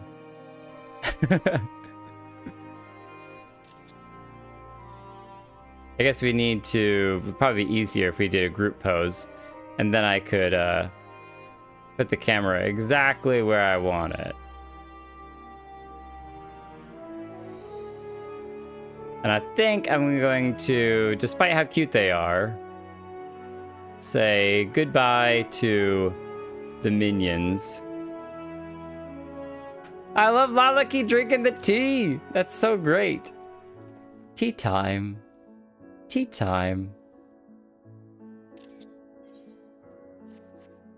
Oh, Sally Beans is here. The Sally Beans? Shall we begin our investigations then? I'm acquainted with Hermes, of course, but only as a visitor received by the chief overseer of Elpis. Of the man himself, I know only that which is common knowledge. Thus I suggest we fall back on the tried and true method of conversing with the locals. The observers who live here can surely tell us more of Hermes and Meteon, and I have a good idea on where we might begin. Hi, Sally Beans. You've been in the VOD squad for a while. How are you enjoying the chopped up VODs, or do you prefer the whole live stream to get the full experience? The original, uncut, warts and all. More like distractions and all. Running around getting lost, hunting ether currents. See you the woman standing in front of yonder building over there? Her name is Ismene. Oh, over here. There it is. Ismene? Ismene. She is the one who made arrangements for my stay in Elpis, and from what I recall, she has held her position here for quite some time. Chances are she can provide us with some insights. Go and ask your questions. I will help with drawing out answers if need be, but I leave the choice of topic up to you. Oh. Oh, I was wondering if Vana would become your follower. Okay. Ismene. Questions? For me? Well, I suppose I have no other pressing duties at the moment. The following event cannot be skipped. You may wish to cancel any pending duty finder registrations. Begin asking questions. It's not the fish thing all over again! Hang on. Hang on. I got time. I got time. We gotta ask questions, but not make her totally crazy. We gotta ask the right questions, not make her totally crazy. Zero fish time! Hold on! Don't you dare. Don't you dare curse me like that. Chopped up is more approachable. I know. I'm trying to make it a little more consumable. 15 to 30 minutes is my goal. That is completely right, Krinika. Greetings, Ismene. My friend here is desperately curious about Chief Hermes, and I was wondering if you might indulge him. Certainly, Mistress Vana. Anything to be of service. What do you wish to know? Alright, so here's the problem, though. We haven't been told anything about her. We have no idea what, she responds to and what she doesn't respond to, so we're going in completely blind. What are Hermes' interests? What kind of person is Hermes? What person is Hermes? Both you can gain insight about somebody, but I'm going to ask what kind of person. We know a little bit, but I'm kind of curious on what she says. Interests. Because we know about Meteon. I'm going to overthink myself to death. This was my problem. Every test that I took when I was in school was that I would get the right answer, then I'd second guess myself, get the wrong answer, submit my paper, and get a bad grade. And you could actually see like my pencil marks where I second guess myself over and over and over again. It's terrible.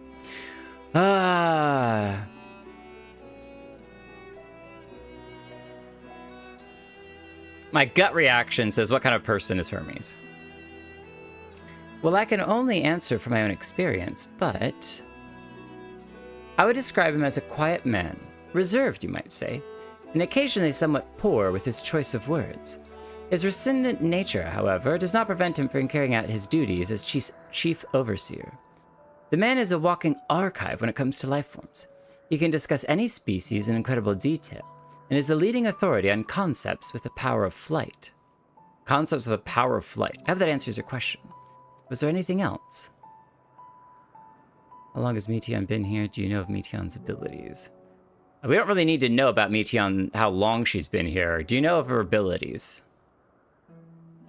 It's no secret that she is a highly unusual familiar. Of late, the chief often makes his rounds with her, like a mother hen raising her chick. I understand that she is able to read emotions and communicate directly with one's mind. Exactly how she was created with that talent, however, is a mystery to me. My apologies, I wish I could explain her nature more in depth, but I have not had occasion to discuss it with Chief Hermes. Do you wish you knew him better? Do you trust him? Are you in love with him? Do you trust him? Seems a little bit weird.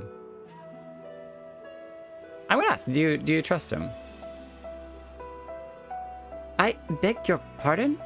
I've known Chief Hermes for many years, though I cannot say we're close. He's never withheld information to the detriment of our duties, if that's what you mean. Oh, we asked a bad one. Ah! We asked a bad one! Ah! We were doing so well so far. We're doing so well. Do you wish you knew him better, though? I guess the clue would have been that he's kind of closed off and he doesn't talk much about himself. And so because he's kind of closed off, the question then would be asked, do you wish you knew him better? So, we were very close. Is there perhaps someone else who could tell us more about Meteon? That would be Timaeus. He has similar expertise with flying concepts and is more than eager to discuss the subject. You'll find him conducting his observations on the banks of the stream somewhere to the east.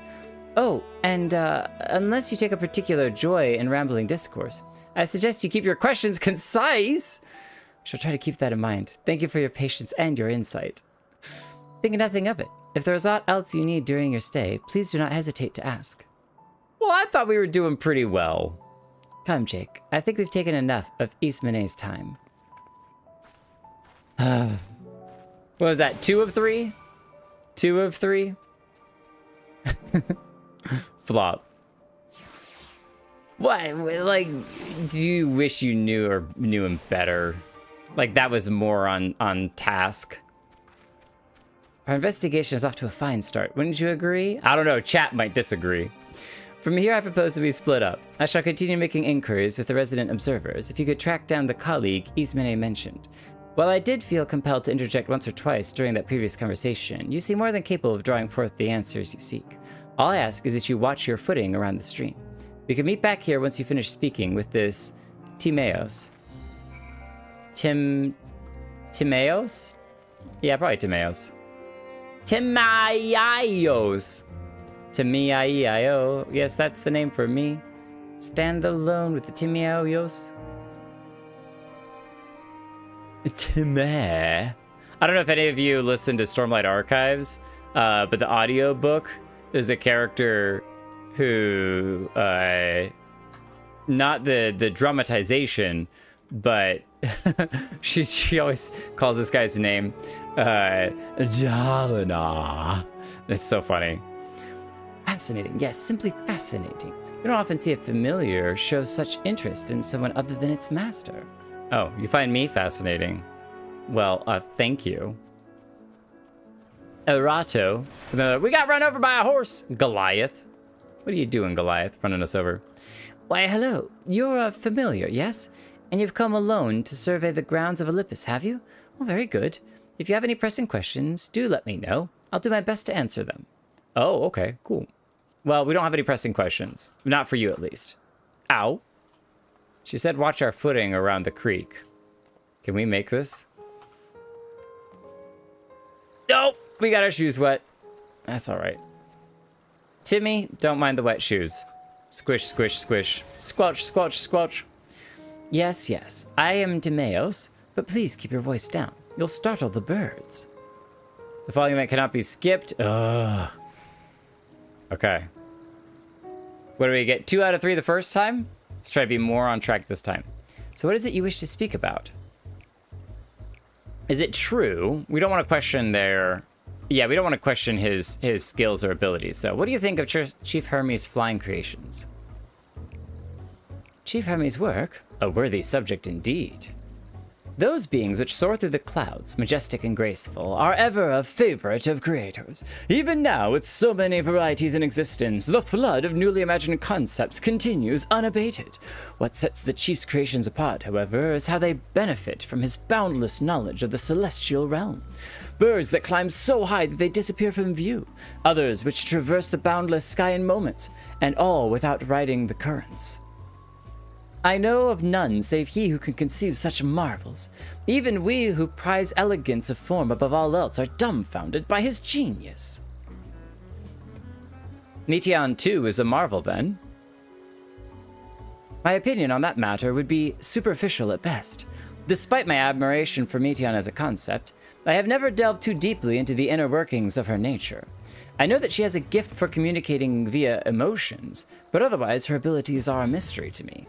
If Chief Hermes should choose to submit Meteon's concept to the Bureau of the Architect, then will the design be registered for public scrutiny. Analyzing a colleague's creation before that step is frowned upon, to say the least. Of course, if he came to me, a fellow artisan, looking for advice, that would be an entirely different story. I could tell you more of Meteon's nature. Do you know of Dynamis and Entelechy's? Dynamis and Entelechy's? Those terms do sound vaguely familiar. Was there not a flower made here in Elpis which exhibited properties of one or the other? It must have been centuries since I last heard anyone speak of such things. Has there been a resurgence in interest? Oh, I guess that wasn't very valuable. Well, then why bring up the subject? I'm flattered that you sought my insight, but I cannot afford to neglect my duties for the sake of idle chatter. Ah, 2 out of 3 again! Now I must return to my observations. Surely you have your own tasks to attend to. But the other one seemed so sus. 4 out of 6, not bad. What was his response to the Meteon one? His whole point was that he was like, it's not good to pry into other people's architects or other people's creations. I thought that was like a strong like, hey, don't push this. But I guess we were wrong. Maybe the hint was that he was curious, but we didn't know. That's all right. That's all right. Yeah, we did better than fish. All right, we did better than fish. I'll definitely take that. I feel like our questions were not wholly inappropriate. Kitty and Doggo. Registrations for amphibious creatures have come to dominate of late, but felines remain as popular as ever. We have 2 felines. I love the felines. We could do a typical streamer chat thing. Drop the comment below if you're a cat person or a dog person. Get that engagement up. Though if you haven't liked the stream, I mean, you're still here hanging around. If you're still here after all this time, haven't you liked the stream? Unless you like watching things that you don't like, then that makes sense. Then you should unlike the stream or like de-like the stream. Oh yes, the black cat is the one from the Alexander quests, right? The little at that time it was like a little robot minion, right? Creation by the not gnomes, the little gremlins. I forget its name though. It's kind of sad. Back already? That was quick work. You're obviously clever enough to head off any of that rambling Isame mentioned, except that we still did a little bit of it, just a little bit. So have you any new findings to share? A little bit. I see. Even an expert in the field had little understanding of Meteon's capabilities, let alone an awareness of Dynamis. Yeah, I think there was still a good question to ask about Dynamis. My questions resulted in much the same answers. Hermes' colleagues view Meteon as his personal project and can provide no details beyond those which you just told me. Which leads me to believe that the only person with any significant knowledge of Dynamis is Hermes himself. Yes, we've made some progress here, but more information is needed if we are to reach any definitive conclusions. We must dig deeper. At present, the strongest link we have to the final days is the power of Dynamis, and the entelechies which can control it. Yet most scholars are only vaguely aware of these terms, let alone study them in any depth, except for Hermes, it seems. Thus I'm inclined to stay our current course and learn all that we can about the Chief Overseer and his familiar. And on that subject, was there aught else of note which you can tell me about Meteon, aside from her unorthodox method of communication? They're more like her, she has sisters. She and her sisters were created to journey to the stars in search for intelligent life. Well, both of those are good, but I think the more information that we share, the better, so... Yeah, we're created to journey to the stars in search for intelligent life. You like the scream just to unlike it, Selly Beans? That's how you do it. That's how you let them know that you are here to definitely not enjoy the content. That also technically counts as double engagement if you think about it, though, right? Because you're liking and then unliking. Bedtime? Yeah, in just a moment. I rather wish you had mentioned that earlier. In any event, would you care to elaborate? Hermes sent off X number of sisters to space to go find intelligent life on other planets. So these siblings of hers now travel the great expanse in search for deeper meaning. Thank you. Though the mystery at hand remains unresolved, I feel you've touched upon a vital clue, one that we should keep in mind as we continue. Next, I propose we take ourselves to Parapertia Crystalline, not far from here. Just follow the path to the west. Okay. Well, we go to where? Oh, west. West, over here. We headed that way a moment ago. We're gonna go over there and then we're gonna pause and I'm gonna go say good evening to little Junior. Isle Surveyor. Go around surveying the island. Hello, island. How do you feel today? On a scale of 1 to 10, how rocky do you feel like your surfaces? On a scale of 1 to 10, how large can you grow these trees that are all around us? Do you like being an island? Yes or no? No idle chatter for us to eavesdrop on. All right, we'll be back. All right, we're gonna join Harsh in holding up the building with a little lean and say hi to Chair. We'll be right back.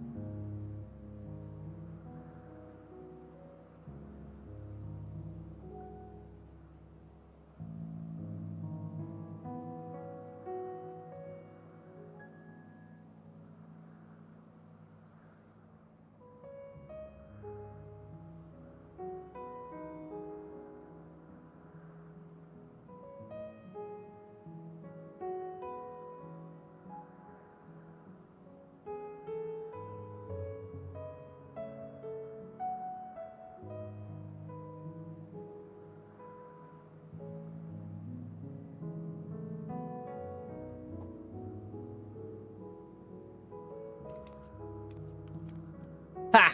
False alarm. False alarm. Junior knocked on the door, but it's not bedtime yet. So we'll be back for just a little bit longer. We'll keep going. Hopefully we won't get stuck in any crazy cutscenes. This tower and the one further along are both part of Parapetia Crystalline, the facility where they archive all of Olympus's observational and testing records. Despite how they appear from the outside, the interior is actually a vast area of magically interconnected spaces, which, while fascinating, is not the reason we are here, is it? You mean it's like the TARDIS, bigger on the inside? I shall cut my architectural lesson short and see what those two archivists have to share. If you could find someone to speak with over at the other tower, I shall join you there anon. Oh, at the other tower? That tower over there? Yeah, it is. These two towers. I want to talk to Harsh. That's who I want to talk to. We can't go inside and see these interconnected archaeological things. Notice, though, the architecture, I'm kind of paying attention to a little more now because she was talking about architecture, is the same kind of designs that we saw in the False Amarat, right? That Emmett Selk made. These little downward, almost zipper-like things. The little zigzaggy patterns in the floor. Excuse me, sorry to interrupt. You have questions for me? Certainly. Just a moment while I conclude my current appointment. We'll wait. We'll take a break.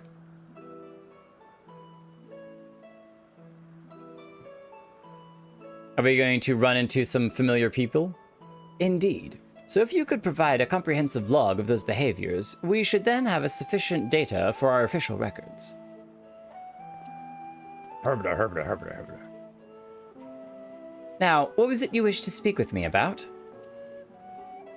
What do you know of Hermes and the secret stash of something he's got underneath his bed?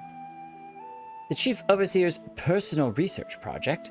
And by that, I assume you mean Meteon? Sure, yes, that's definitely what I was talking about. Such undocumented studies are difficult to track. After all, hardly a day goes by without seeing a researcher trailed by one creation or another. I'm afraid I cannot tell you exactly when Meteon appeared, only that she now spends most of her time at Chief Hermes' side. Although, I do recall an interesting tale my dearest Galenay shared with me. Well, Galenay is my partner and a fellow researcher here in Elpis. She was returning late one night when she caught sight of Chief Hermes sending Meteon heavensward, a host of them. For several days, she would speak of that scene with wonder, describing it as one of the most beautiful spectacles she had ever witnessed. That sounds like a story I should like to hear. I mean, he kind of just shared the story, didn't he? Mistress Vana, I thought you had already returned to the surface. Permit me to thank you again for your invaluable contribution to our concept placement proposal. Pray, do not mention it. As you say, my original plan was to leave after that task, but I have since become engrossed with Chief Hermes' research. Would you favor me with a retelling of this sight which so delighted your Galenay? Of course. Or you could hear it from her lips directly if you prefer. Speak of the lady. Oh, never mind. At present, she should be observing Metabasios Thalasi? Metabasios Thalasai. She does enjoy her time there, watching the sea creatures hunt and play, gazing upon the salty waters of the world's oceans, recreated in such sublime detail. I imagine you must find similar joy in indulging your boundless curiosity, Mistress Vana, even though such pursuits must continually and regretfully delay your return to the star. Indeed they do. 'Tis a rest well-deserved and long overdue, I should think. How greatly have we prospered from the wisdom you accumulated during your travels as a Zem. And what would Elpis be without your earlier academic work? The theories you developed served as the basis for many techniques still in use today. Man is a creature of contemplation, but none embody that nature with as much enduring passion as you. Aye, I dare say there is not a soul alive more worthy of a return. I shall rejoice the day you depart on your final journey. I will be honored. Well, shall we take this opportunity to meet with Galenay in person? Oh, look at that sun ray. Then allow me to reconfigure the door to the archives here. It will take you up to the skyway and spare you the need to avoid hostile concepts on the ground. That would be most helpful, thank you. I mean, we could have been door teleporting this whole time? Maybe just the archive doors could be reconfigured.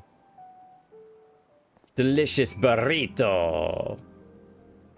I have opened the path to the Skyway. Once you pass through the door, simply walk straight across to the next tower and ask for admittance to the upper tier. Upon arriving at the upper tier, walk straight across the Skyway, and you'll find yourself at the entrance to Metabasios Thalassai. Galenay will be eager to share her tale with you, I am sure. But now just walks away. I'm out of here. We spend too much time sitting around. All right. Came out to the top of the tower. Oh, I see. I see. I'm guessing when you can fly, you can just fly up here. Oh, we could probably fall off. Well, maybe not. Nope, we cannot fall off. That's good to know.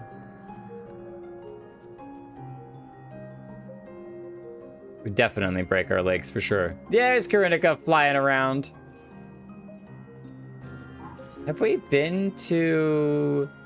No, that's a different island over there. I was looking at that arena going like, I don't think we've been to that arena island before. There's a little lake island over there. This is cool. And if we to face that direction, that's the small island. And actually most of the island that we were hanging out with is hidden by this island. We can only see a tiny smidge of it.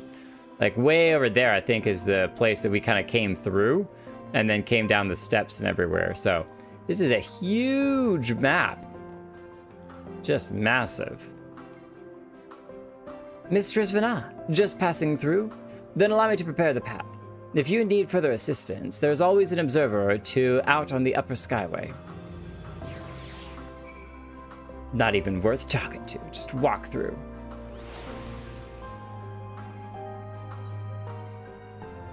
So, yeah, we just passed through that tower, and now we're continuing all the way over to the third tower. Nice view.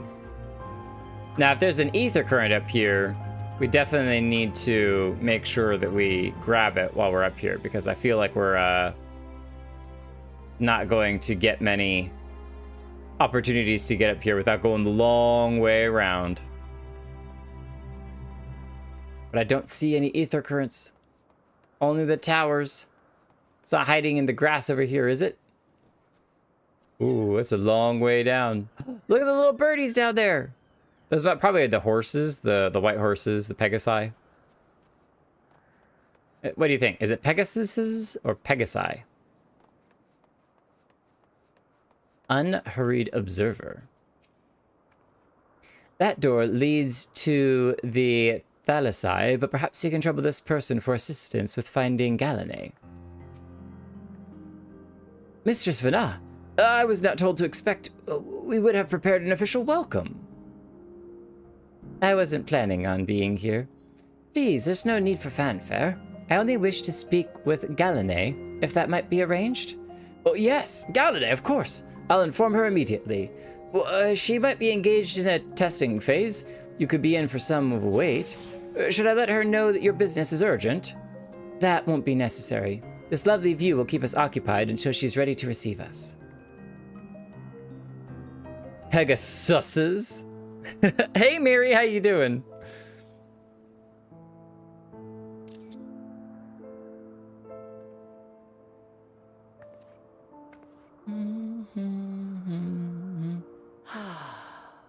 A delightful breeze and a breathtaking view.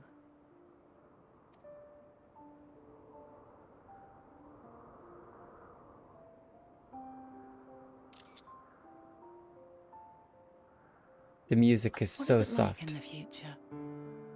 Is the world still a beautiful place? As beautiful as ever. Some parts, yes. Others, not so much. It's more beautiful here? Definitely not true.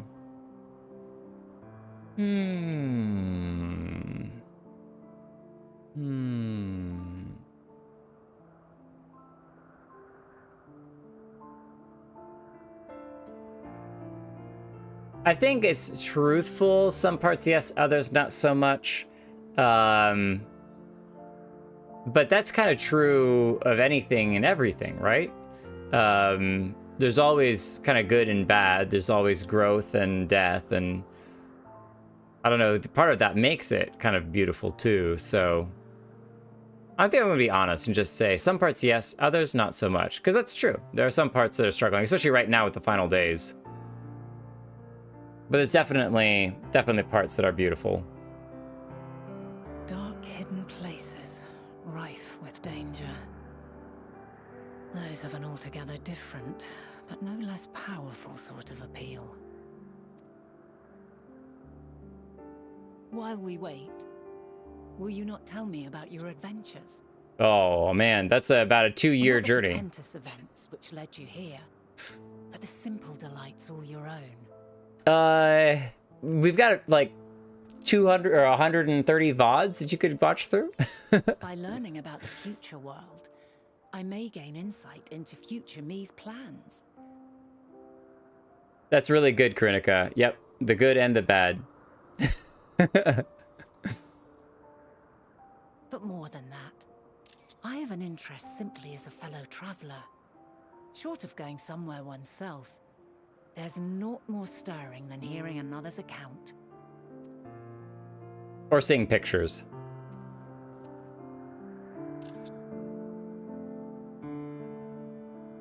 Oh, I was wondering if we would get to choose what adventures we'd tell about. I definitely would be interested in telling about Harsh not dying, and our adventures to the First, and some of our cool primal battles. The one where we just barely beat the lightning dude in time before the timer ran out was really awesome. The Harsh on emote. Incredible. Would that I could have been there to see it. There's a lot of crazy cool moments. Shared with Yours all is a y'all. harsh and unforgiving world. Yet in spite of this, your brethren hold fast to their virtue. To know that the light of mankind's potential still shines, even in that faraway place, it gives me heart.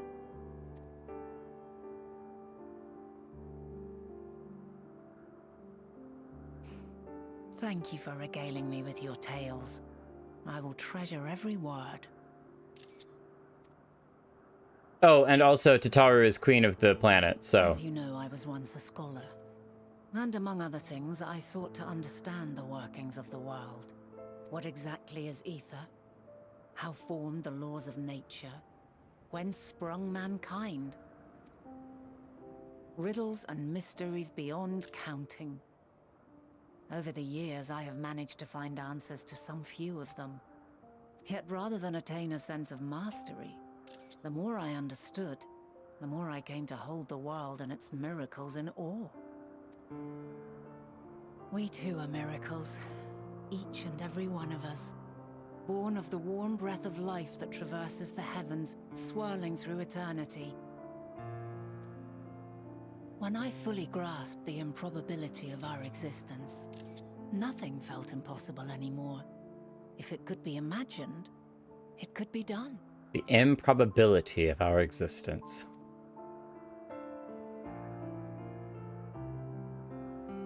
A passion swelled within me. An epiphany dispelling all preconceptions of what was natural and true. And a presence without. Immense, yet intimate. Fate, perhaps, holding us in its tender embrace. As reassuring as it was intimidating. How keenly aware I became of creation's fragility, built as it is upon precarious happenstance. Unless it was all intentional. Overcome with an irrepressible urge to know the world more intimately, to hear its voice, Hear, feel its breath. feel, think. What?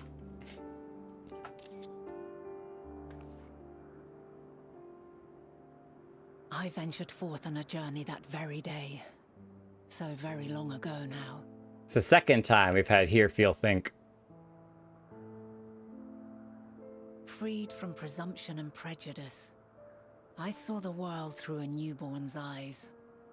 Everything fresh and new, And so beautiful. Lands that stretched on forever. Skies one could drown in. The heartbeat of nature, silent yet strong. And amidst it all a people. Beacons of light and life. Laughter that warmed my heart like naught else before. They are my meaning, and my purpose, my love.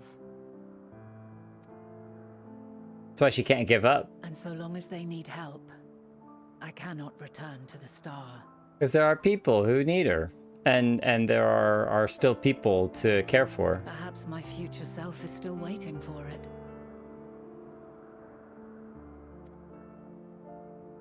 The moment she can let go and walk unto the end. Walk unto the end? Walk unto the end? Definitely, she did not say the thing yet. And let go and walk into the end. Safe in the knowledge that man will find his own way.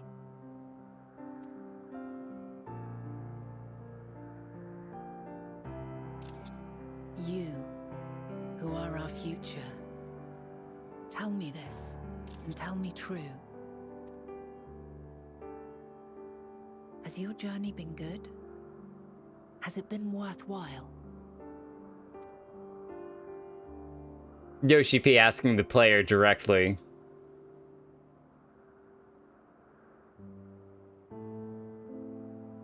Oh, I love that it's giving a long moment to reflect. Pray forgive my lateness. We don't even get to answer? Oh, man. My answer that I would give has been yes. It has been good, and it has been worthwhile. It's been really fun, and it's been cool because it's been with people that I can share it with. I'm really glad that Holo pushed me and I chose to stream and to do the VODs.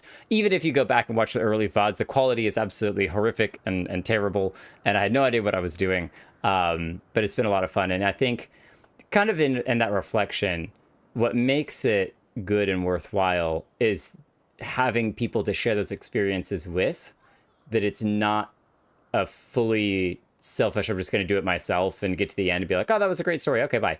I may have talked about this briefly, and I'll wrap it up very fast, is that when I get to the end of a good book, the only regret of getting to the end of a good book is not having somebody else who has also read the book to share in the enjoyability of that book with. It's like, yes, this has been amazing, and I'm really glad that I experienced it, but I can't talk to anybody about it because they haven't read this book. So then I just go around slapping people, and I'm like, read this book, it's so good. So then we can talk about it afterwards. Definitely not what Holo did with me and Final Fantasy XIV. My observation subject was rather irritable, and it took a while to settle it down. No need to apologize. Your work takes precedence. Besides, we had a pleasant conversation in the meantime. You're too kind.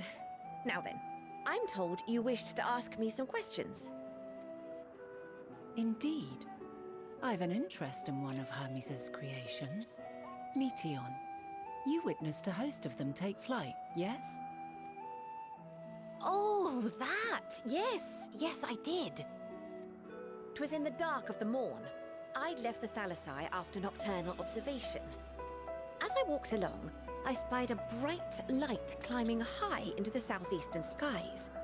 Then, in an instant, it was gone, like a shooting star, only rising rather than falling.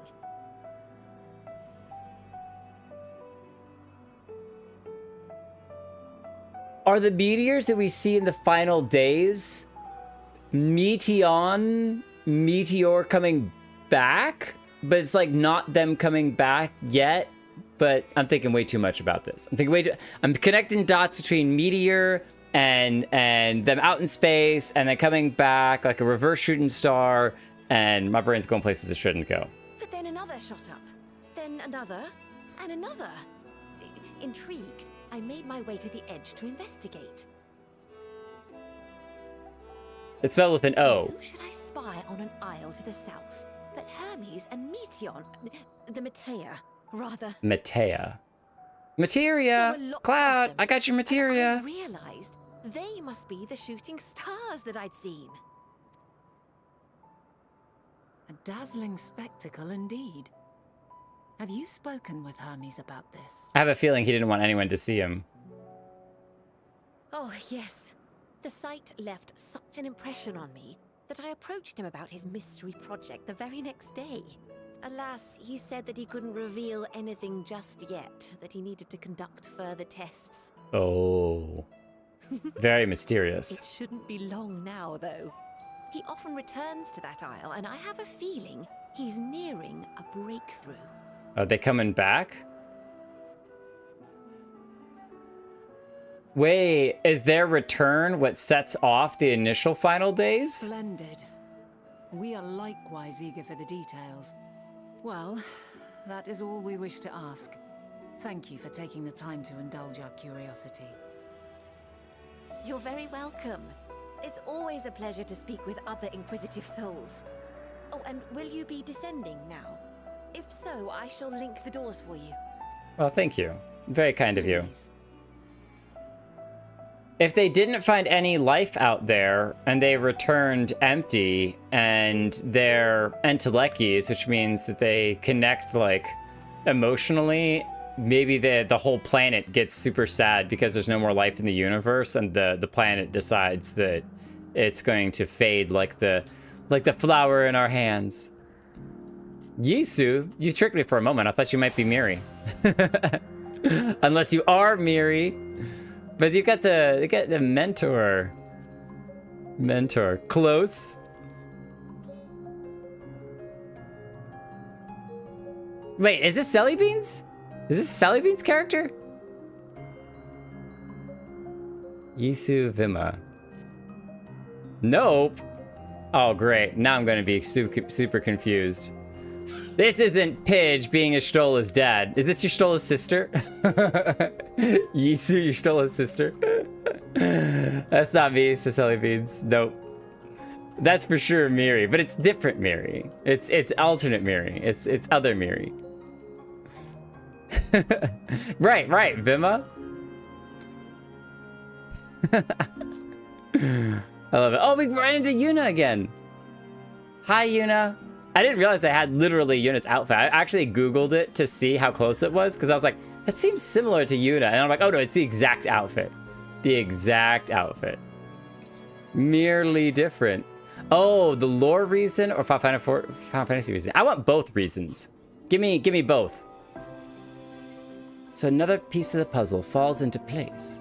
And if what we've learned thus far, I think we can safely conclude that Hermes hasn't been revealing the details of his research to others, which suggests that either someone will appropriate his discoveries and make use of them, which suggests that either someone, oh, he doesn't want his discoveries known because someone will steal them, appropriate his discoveries and make use of them, or that Hermes himself will have a hand in causing the final days.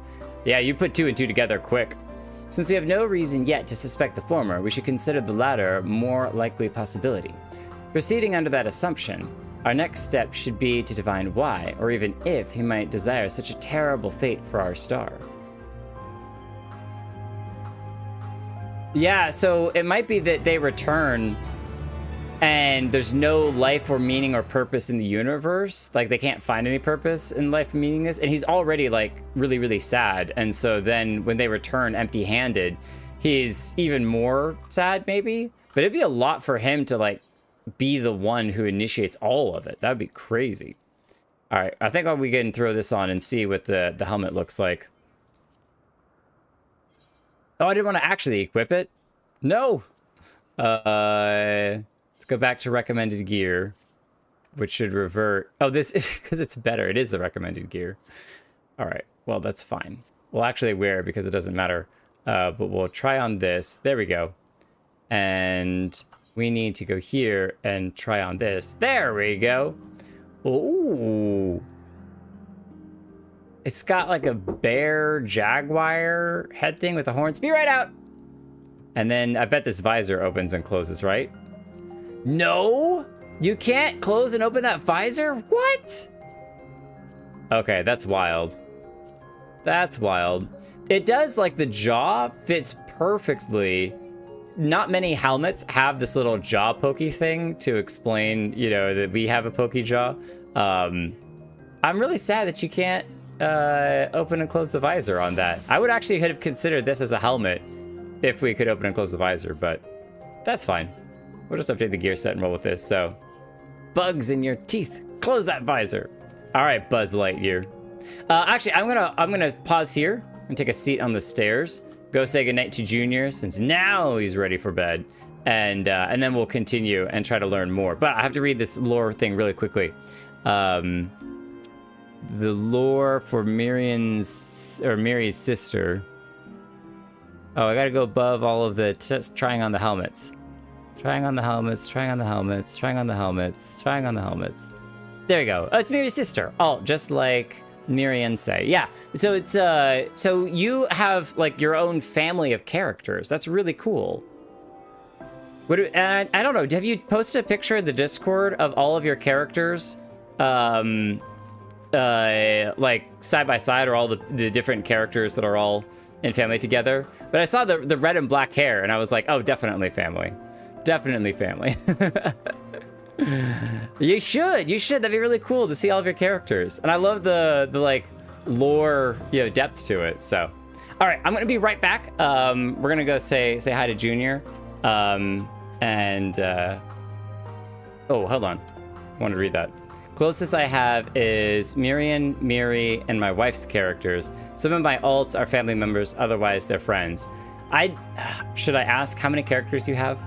We should do a poll in the Discord to see who has the most alts. Maybe secretly I have the most alts. Have you considered that? Have you considered that? All right, be right back.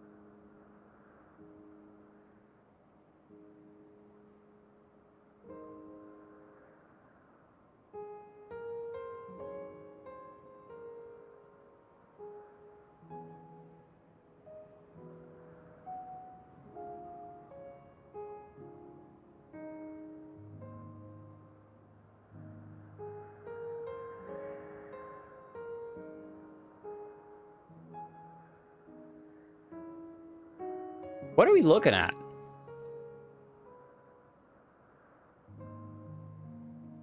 Did the camera switch to the Elpis? Do alts count as characters that exist, or only characters that have been significantly leveled? I think any character counts. I think as long as you have them for a reason beyond character creator. Right, if you're only creating a Lala just to, you know, create a Lala, throw some clothes on it, and see what it looks like, I don't think that counts, so. I have extensive family trees from my WoW characters that even include characters my sibling and friend created. That's actually awesome. Elpis theme makes me nostalgic for all the time that I spent here grinding bicolored gemstones. What? We have no idea what the bicolored gemstones even do yet. I bet you got a really cool picture of everyone sitting on the stairs. And Galt is here. Hi, Galt. It's cool when random people just drop by and hang out. I appreciate that. All right, let's go. I should like to visit the site from which Hermes sent forth the Metia. If we are fortunate, we might find some hint as to what drives this research of his. Galenay said she spotted them in the southeast, rising from an isle she could see from the edge. If we stand at the same vantage point, it should not prove too difficult to locate the island in question. Let's take a look, shall we? Yeah, but the question is, how do we get there when we can't fly yet? We need all the ether currents to be able to fly so that we can even get to it, especially since she said it was an island, right? All right, we'll just run it. We'll just run it with Rathalos. Come on, Rathalos. Give me the wings. Give me the wings. I wonder how close the next ether current actually is, because we collected most of them here. Oh, actually, it's really close to the east. We're going to the east. We're gonna grab this one real quick. Only 200 malms.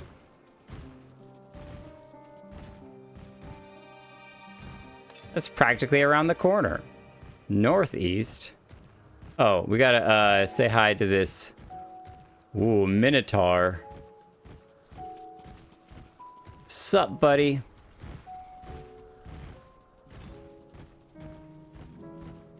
Is it up here? There it is. Ah, yeah. Aha! We found you.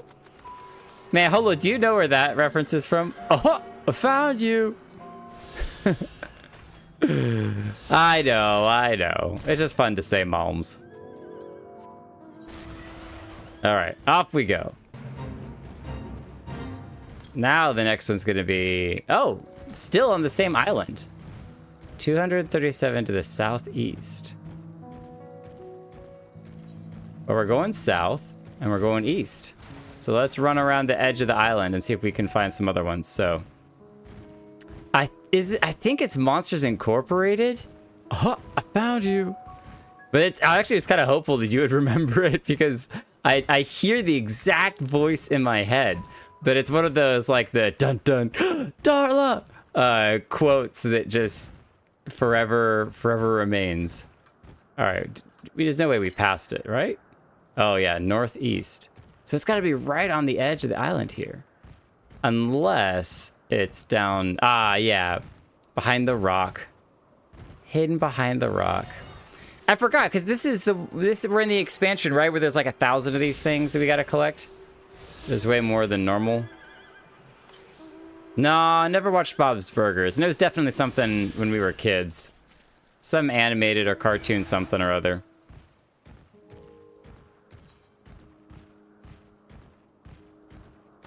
They got these things scattered everywhere. To the west. Yeah, that means there's one on the other side of the island still here. Look at him, he's so cool. It'd be really neat if they added animations for them like sitting or rolling or something. We found Yuna again. So it's down there? That's the main island that we're looking at. Unless it's, oh, it's over there where that tree is. Oh. How do we get out there? That's the question.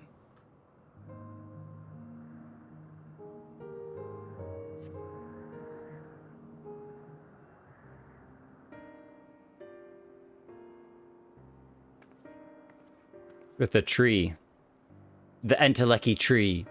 Now, if I were conducting some mystery research, where would I go? Ah, what about that one?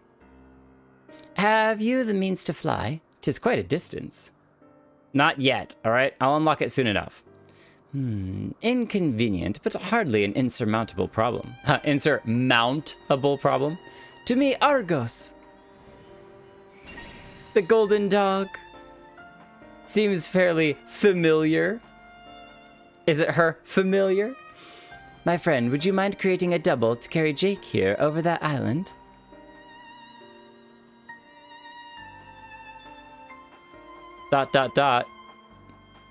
Stubborn creature. There's no place on this great star we have not together traveled, yet still he remains obstinate in the presence of strangers. Argos has rather exacting standards, I'm afraid. Oh, we're not up to his standards. We've met Argos before, on the moon. What? You've ridden him before? Oh, your before meaning my after. Not at all confusing, that. Interesting. 'Tis certainly not unthinkable. But speaking of the here and now, a quick solution is for us to face off in a sparring match. Demonstrate to him that you are capable of holding your own against me in battle, and you should convince Argos that you are worthy of his back. And besides, I might even teach you a thing or two in the bargain. Okay. I feel like you would wipe the floor with us. You seem doubtful. But useful lesson or not, it would certainly be a moment to remember. A memory of the distant past to cherish. What do you say, traveler out of time? Choose your battlefield. I do what I must. And if this memory turns out to be a bad one... That's so, if this memory turns out to be a bad one. Choose your battlefield. Why not? Maybe we should fight the pupper instead. I admire your confidence. Clear your mind and prepare your weapons. I shall await you at the clearing over yonder.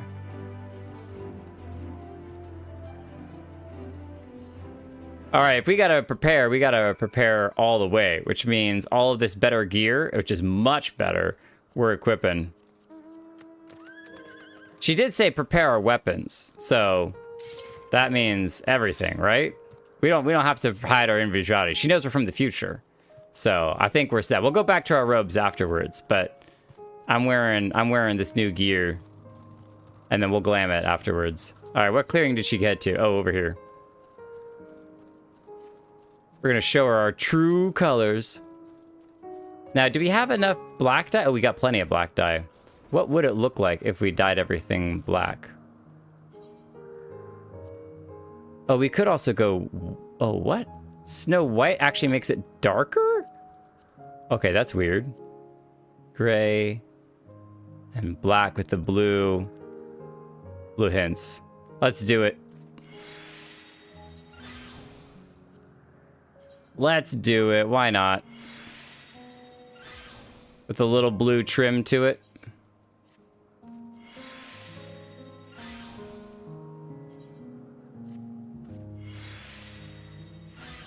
We are, after all, still a warrior of darkness. Oh, but we didn't... It's given us the new sword and shield. Ah, sure. We'll use the new sword and shield, too. Why not? Why not? Hey, you got to ride Argos early. It's almost like you've already completed this quest. Excuse me, Minotaur. Or not Minotaur. I thought you were Minotaur. No time to fight, Antler dude. We got a different fight that we got to jump into. Got a cat hair on my nose tickling me. Do we get to talk to Argos? I was gonna say ... Oh, the entity is identical to the one you encountered in Mare Lamatorium, except this Argos is pointedly ignoring you. See, and that explains, though, why the Argos that previously talked to was, like, familiar to us. It was like, seems to be very familiar to you, and we got super confused. That is, like, the 4th character that we've been like, Nymphilia? Can you tell that we, like, really like Nymphilia? Shall we begin? Be warned, I'll not go easy on you. Oh boy. This is our first time fighting in, like, almost 2 streams. We're gonna fail it. I can feel it. Alright, always gotta turn on Iron Will. Alright. Vana, good luck. Let neither side hold back. Oh, you seem like you're holding back, but okay. Wow. Ow. Yeah, that's definitely a thing you can do. Good to know. My blade sings!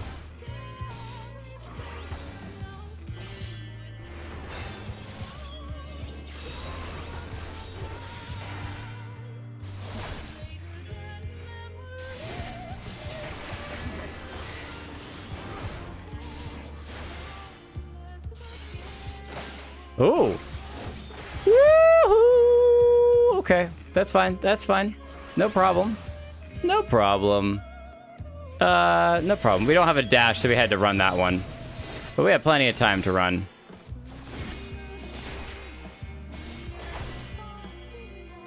Okay. And so those are going to chase across, right? Yeah. That was the spell that we have. That's this spell here. Oh, ow! My blade sings! That was rude.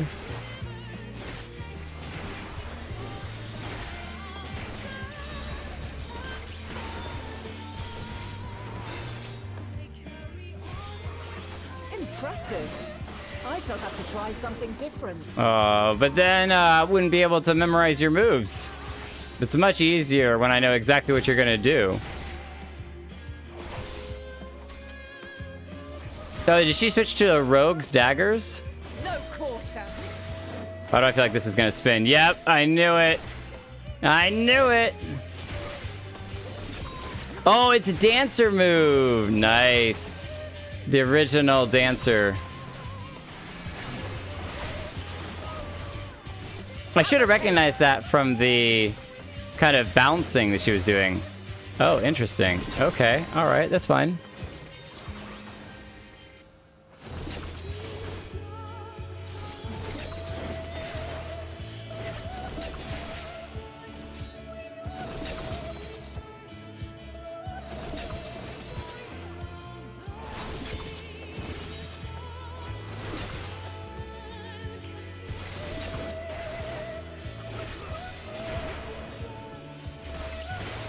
I see you won't be easily overcome, but neither will I. Oh, she's literally changing between jobs. Is this white mage? She's throwing rocks. Ow. Okay, Garuda. That's quite rude of you.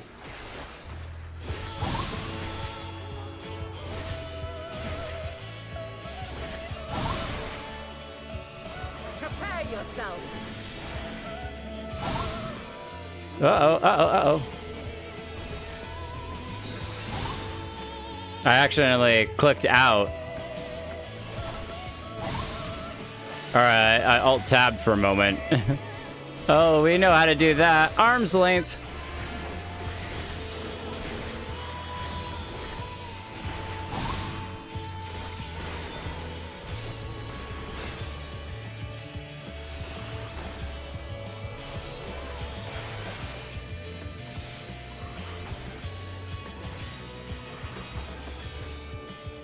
Okay.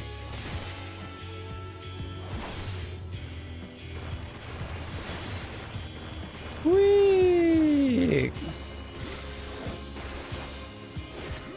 Not too complicated. We haven't needed to use our dash. Let Oh, us move to the final trial. begin siphoning ether. Oh, we gotta fight these things. Okay.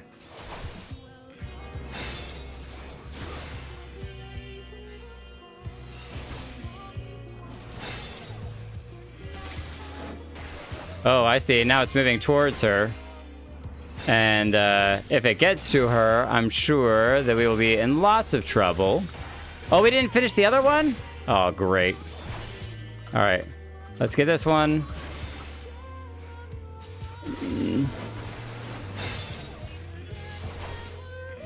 Oh, I can't dash to it. I'm out of dashes because I already used my dashes. No, one more. Oh, wait, there's the other one. Okay. We're gonna supersize. Oh, what? That one's already dead. Okay, cool. Oh, I see. I see what we're doing here. And we got way more.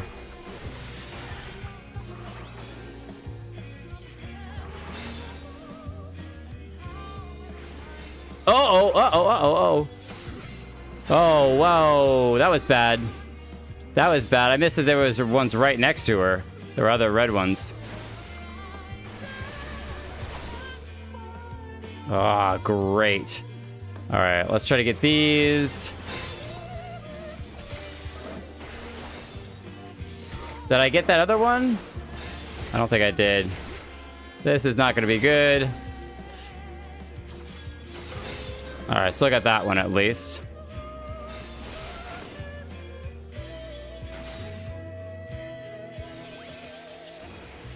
Yeah, this just does no damage.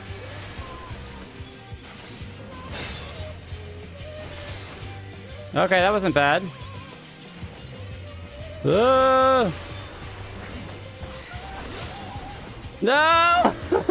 Oh, that's so bad.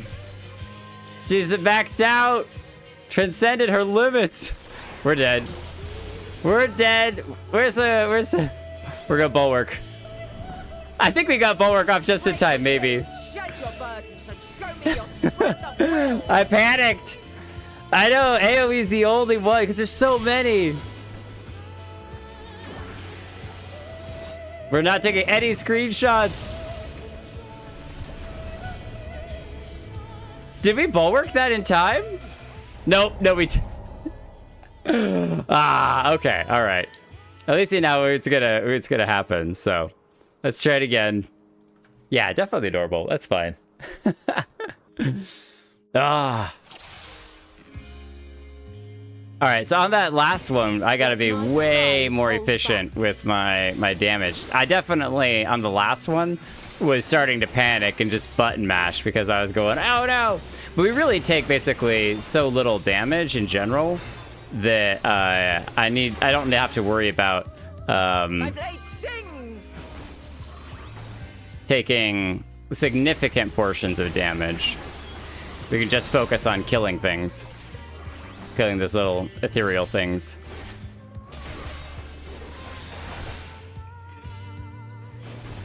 Didn't really need a dash, but she's gonna jump around.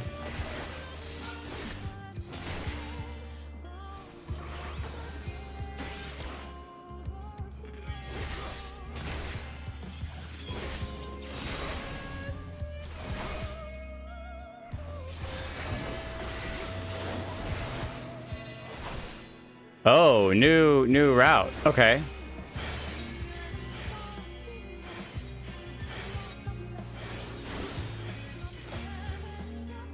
My blade sings.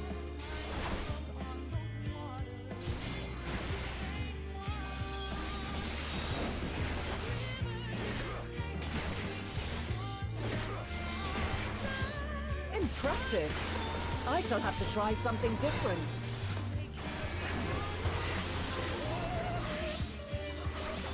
So this is the dancer move.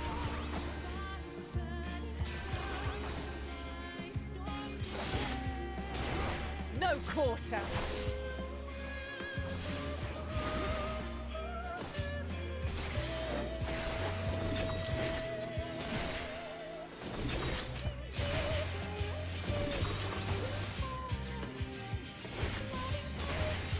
Now, if I time this right, I should be able to get 3 hits off and then run to the outside, do that, and then dash in.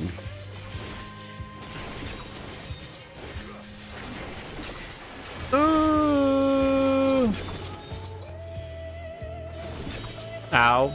Uh-oh, now we're gonna be in trouble. Oh, now we're gonna be in big trouble.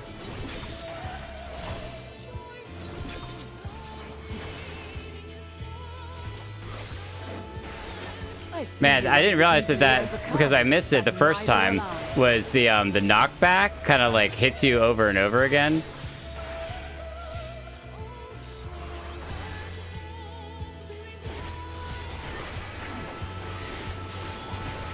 You kind of get stun locked.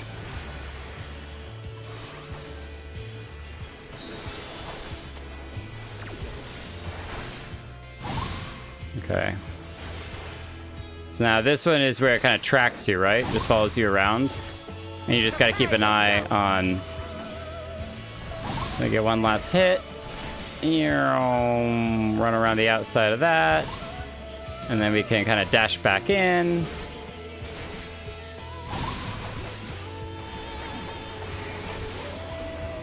Arm's length.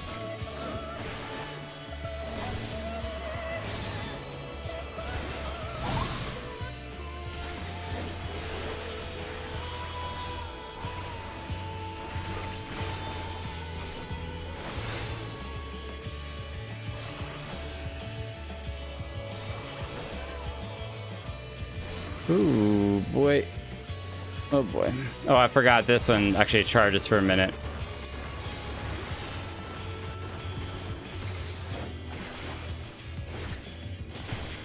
Oh, no, I'm leaving, like, a lot of damage on the table, but... Very well. Let us move to all right. the final trial. Uh-oh.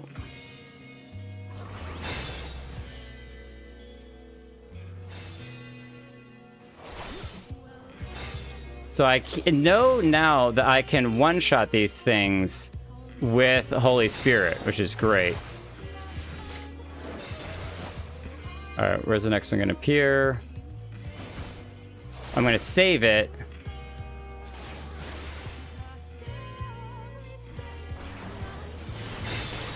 There we go. And then I can use it on you. Just stab you once and use it on you.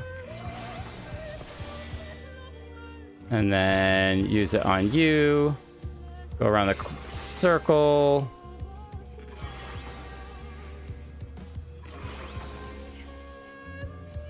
Oh, no, not that. That's fine.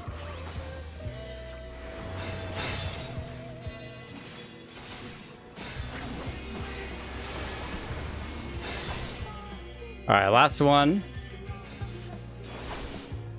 But we're out of all of our big spells, so I think we actually are going to need to run over here.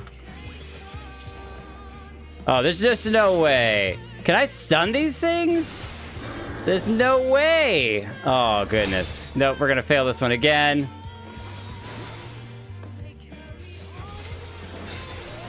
Ugh.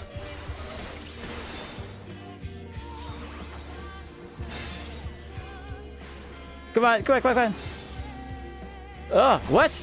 Why won't you take any damage? No! No, that didn't work. All right.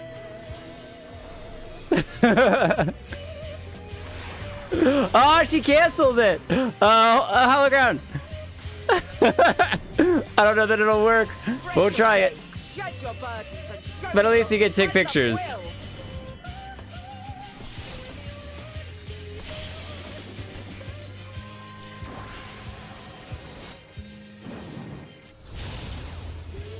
I don't know if we actually survived that one again or not, so.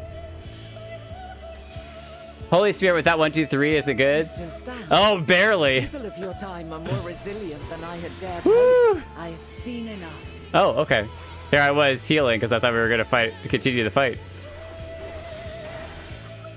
Yeah, I know that the not doing Confiteor is the like big like stabbing, right? That's number 9. I have it on my 9, so. 'Twas my intent to finish it, but clearly I underestimated. All right, I gotta run through this real quick. Good old sparring match with Mom. Garud Awakening of You. As a white mage, paladin, and dancer main at the time, the fight was something special because she does all of those. That's awesome, Selly Beans. Aurozia gets destroyed because I died. Katara, did you have to do it again? If her ether maxes out, you fail. Yeah, I definitely figured that one out pretty quickly. So, you did it. Congratulations, Justana. The duty taught you patience. The duty taught me I need to do more damage. So, okay, Confiteor. Oh, Confiteor is an AOE. Oh, I missed that. Okay, jump straight to the cutscene. Nice. No, I missed that it's an AOE. I thought it was a single target. Well, maybe I'm thinking the wrong spell. I think it's my number 9. This gear is cool, but also kind of silly. I made the same mistake with Azam when we first sparred. Despite being less than half my age, his strength was astounding. Azam. As is yours. 'Tis plain you have weathered considerable hardship. Far more even than your tales would suggest. Okay, yeah. Definitely could press buttons for better damage. Oh, I'm sure. I'm 100% sure. This is when everybody unlikes the stream because it was terrible rotations. It seems we have both learned much on our journeys.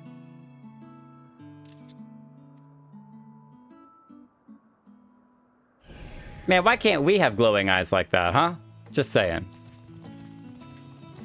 Okay, have you finally decided that we're cool?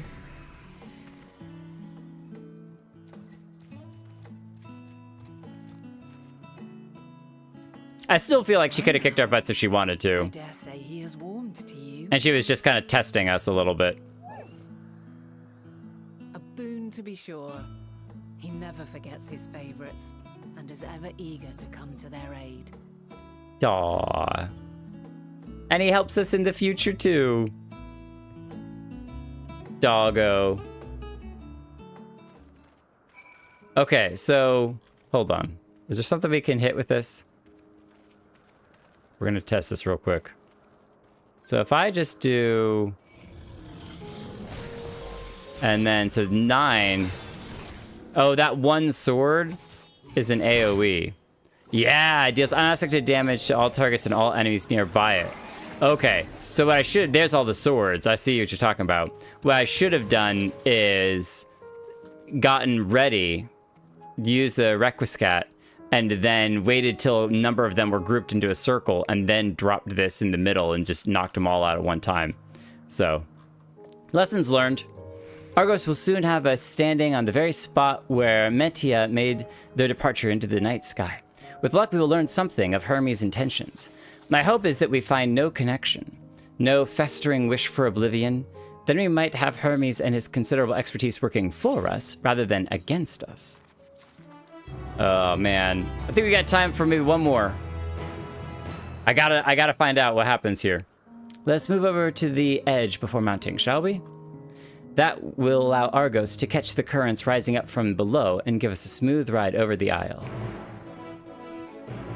The little wiggle! The little butt wiggle! So cute. We gotta unlock him as a mount though before we can have him anytime we want.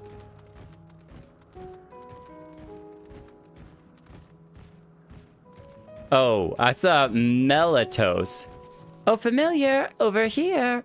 And I thought it was Meteos. I was like, what is Meteos doing over there? Oh, you didn't get that ether current. Nice. Congratulations.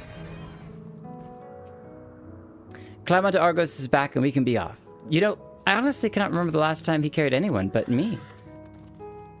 Argos motions to his back with his muzzle. Let's go. Aw, we get to ride together. Look at this. Riding lady style with both of her legs on one side. Isn't this pleasant? Argos certainly seems to think so.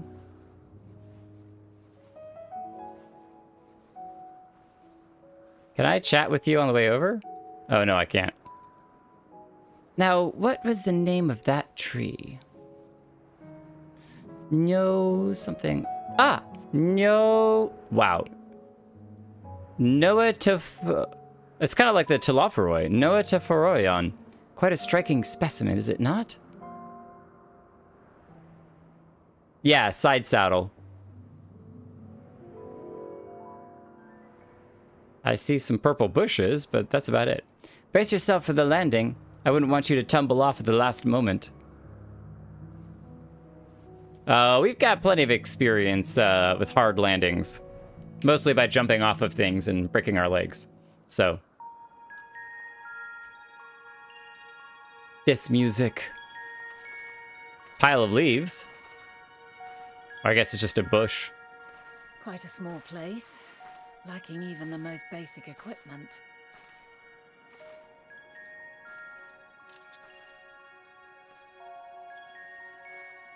The present may yield no clues, but we may yet try perusing the past.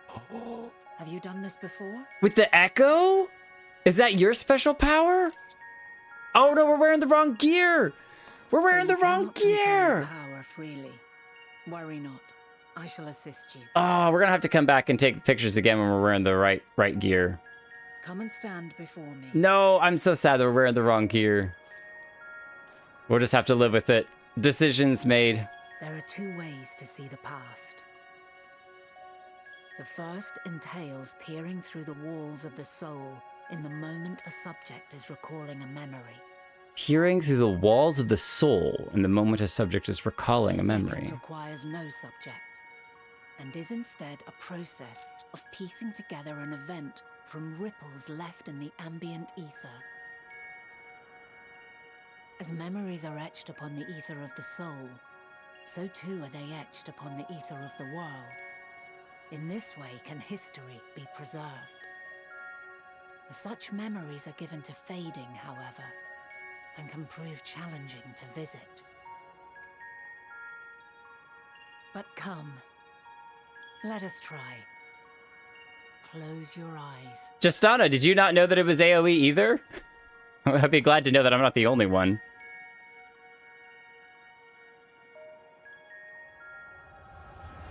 That makes me feel a little bit better, thank you.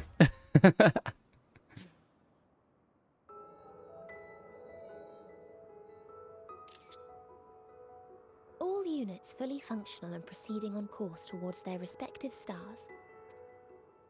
Estimated time to completion of survey is 108 cycles. End of status report. Severing connection with shared consciousness. Interesting. Shared consciousness between them all. Did you hear that, Hermes? All is well. So she's aware of it. Or of their sisters. Yes. Good tidings at long last. Every step of the way, I've been reminded how little we understand creation. How the universe defies imagination. But soon we won't need to speculate. Speculate. We'll know the answers. What others live for. Indeed. And we'll owe it all to you and your sisters. I wonder what answers. Answers? Answers?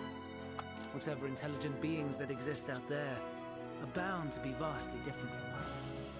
Diverse in form and culture. Possessed of unique ways of thinking.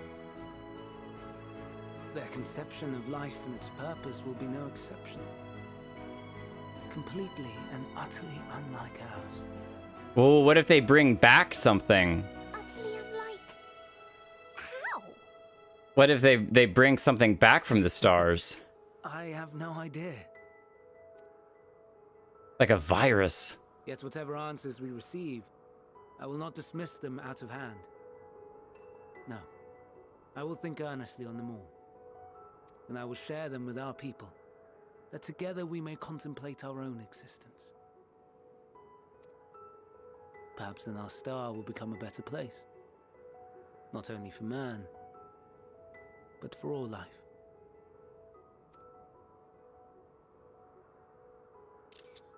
Meteon, as though I gave you wings to soar the heavens, I did not teach you how to walk the earth.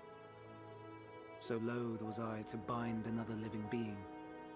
In the course of your long journey, you will learn from those you meet. Learn to walk and run and so much more. Nothing bad is gonna When you happen. return, older and wiser, we will have a celebration to mark your homecoming and coming of age both. Will there be apples? Covered in syrup? Syrup apples. And how are you supposed to eat them? No, you eat them, Hermes.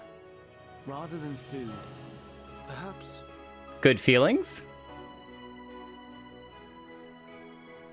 Joy? flour. Oh, a flower. Yes. Upon your return, I will gift you a beautiful flower. But he still has one here. Is that the same Meteon, or is this a different Meteon?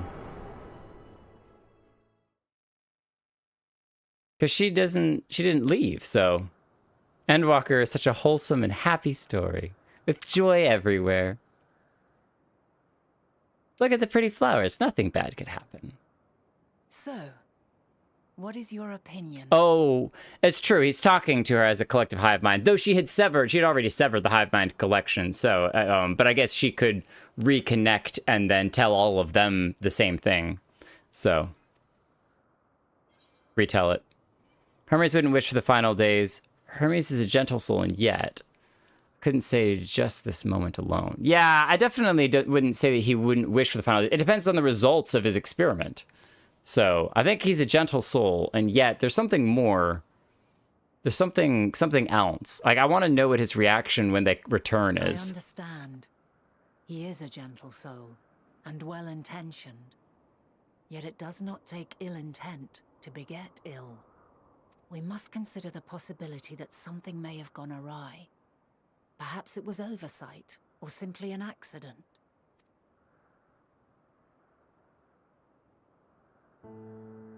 In light of this, I propose that we reveal your tale to Hermes himself. If he does not wish for the final days, as we believe, he may well join us in pursuing a solution. Unless it causes the final days. By letting him know about the final days, we create the final days. It's an endless loop like Alexander. Then it is settled. Let us seek out our friend with all swiftness. 'Twould not do to let such a pure soul be blackened by tragedy.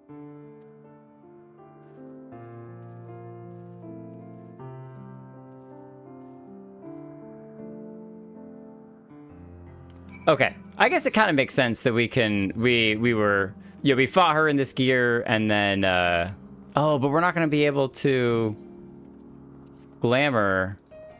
Yeah, we can't apply glamour plates here. We're gonna have to go back to town and look like an individual until we switch back. But yeah, any aetheryte crystal we can do that at. So there are any number of places where Hermes might be in Elpis.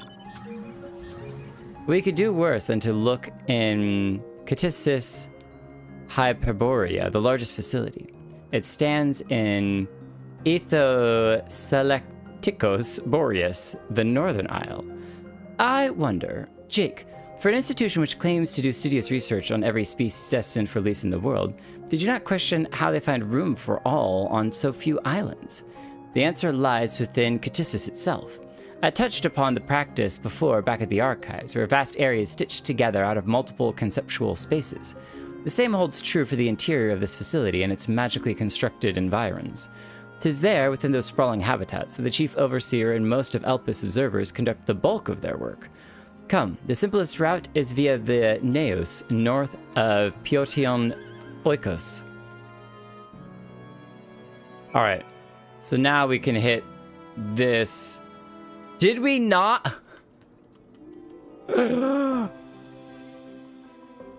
We didn't attune to that aetheryte, did we? We didn't attune to that aetheryte. Wait a minute, I thought my mouse was hidden. Why is my mouse suddenly visible again? Okay. Well, now you get to see my mouse, I guess. I was watching back the last stream, and I was like, I need to make sure to hide the mouse. And then I was streaming, and the mouse appeared again. And I'm like, wait, what? It's all good. All good. We're gonna take a shortcut over the rock. Cha-cha! Excuse me, Mr. Antlers. Just gonna zoom around you. Dodge and weave through the trees. Dodge and weave. So many undone quests. Wait a minute. So if we are riding on Rathalos, right? And they think that we're a familiar. Would they think that the familiar summoned a familiar to then ride upon? Familiarception? Doesn't seem very familiar if you ask me.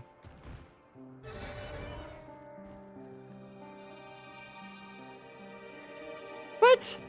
But I did. So I did. Then why could I not? What?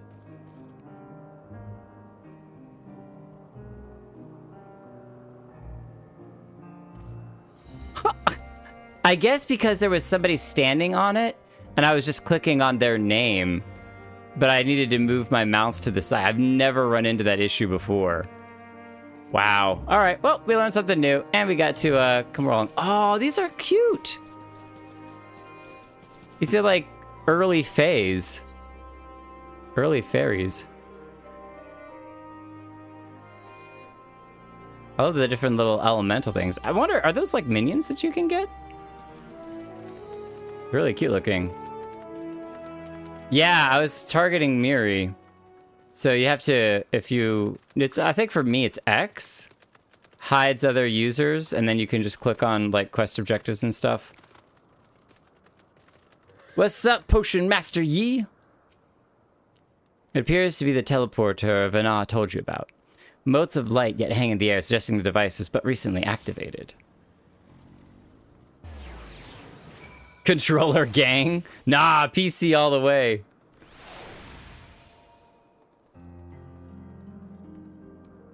It pops up the aetherite. All right, so hold on. In here, hold control.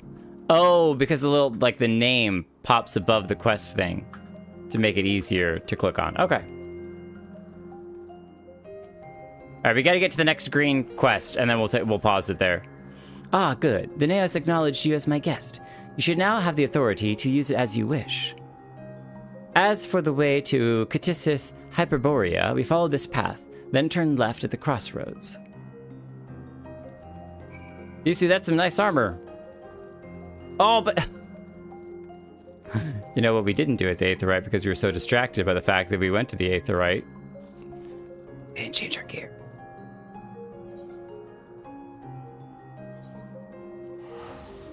I know. I just I just realized that. It's okay. We'll be right back. Take 2 seconds. All right. That's why you're trying to teleport me back here. But I think actually I'm going to... Can I remove this? No. You can't remove gloves. I wonder if I could remove unequip. There we go. Now we have bare hands. Cool. We'll just roll with this. We can always equip the gloves back on if we need to.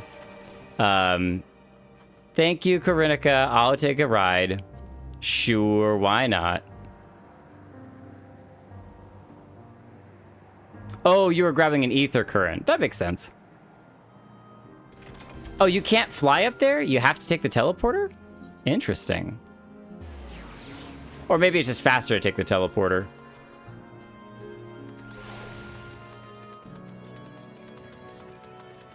Yeah, okay.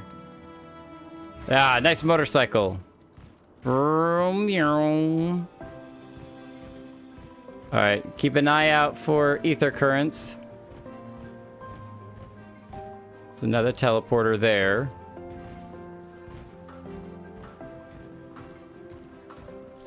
I don't see any ether currents, but I can smell them. I know they're around.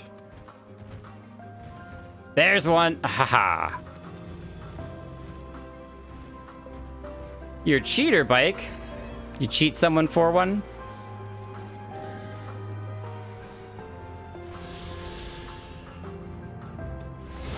How many of these total do we need? I haven't looked anytime recently. Ether currents. 4. Oh my gosh, there's so many! Yeah, there's like 4 and 5 or even 6. This is like 20. 4, 8, 10, 15. Jeez. I just wait for Dawn Trail to come out, whatever. And then I can do all the ether currents, and it'll be so much easier. Desalina. The lazy solution. It's the time efficient solution, all right? Right? Exactly. If Dawn Trail's gonna make my life easier, why would I not accept it, huh? Here we are, the grandest research facility in Elpis. We should head inside and ask after Hermes' whereabouts. Hermes is at another facility, as we have just discovered. Emmet Silk. And hit the Lodeas.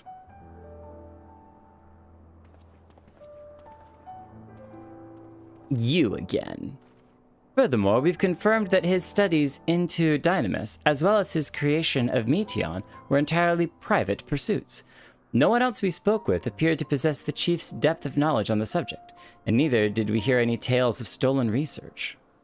Which means that if Hermes himself harbors no desire to bring down an apocalypse, then he might be recruited to help prevent one.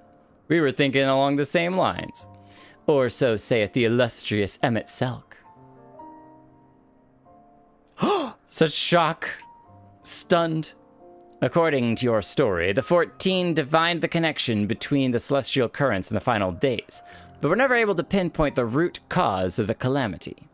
With our people's greatest minds, not to mention Hythlodaeus' sharp eyes, committed to the pursuit of a solution, such an outcome seems inconceivable. The only possible explanation is that if the nature of the catalyst was so inexplicable that even we failed to perceive it. And what better befits that description than the invisible, intangible Dynamis? Which in turn leads us to our next question. How did Hermes, in his role as Fandaniel, not recognize the subject of his own research? We must assume that he either knew and was unable to help, or that he was otherwise prevented from identifying the cause in the first place. At this juncture, all we can do is speculate. To be clear, the Convocation does not tolerate acts of deception or malice. We are practiced at perceiving truth, and would have known had Fandaniel lied to us. Hermes has no conscious wish for the world to end. Of that, I am certain. It seems there is more to the tale after all. Yeah, I don't think that it was his intention, but it also seems like there wasn't anything he could do to fix it. We conducted an investigation of our own, you see. And camera fade while we tell about the other Metiae? How comforting. We seem to have reached the exact same conclusion. I see no reason to further delay. 'Tis time we brought Hermes into the fold, as it were. Thank you for your understanding, Emmett Selk. He's gonna be like, what? Don't thank me. Save your thanks. I did not say I believed your ridiculous story. But as Emmett Selk, I have a duty to examine any potential threat to our existence, no matter how ludicrous or personally offensive I may find it. Totally ridiculous. Oh no, one more quest? Is it a long quest?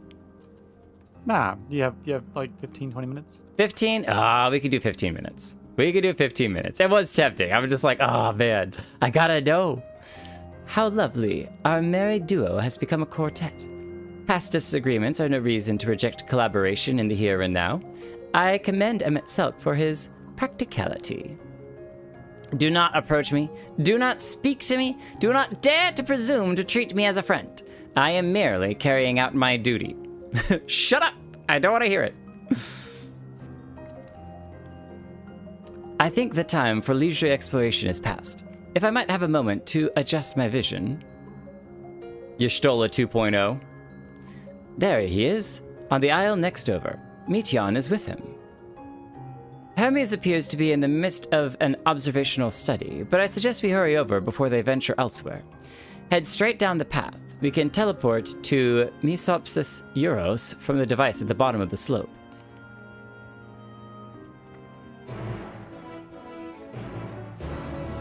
All right, back on the motorcycles, folks. Brrr, brr, brr, brr. I did say there was a teleporter over there. Is there another ether current up here? Nope, 740 yalms to the southwest. Yeah, definitely not happening. Not up here.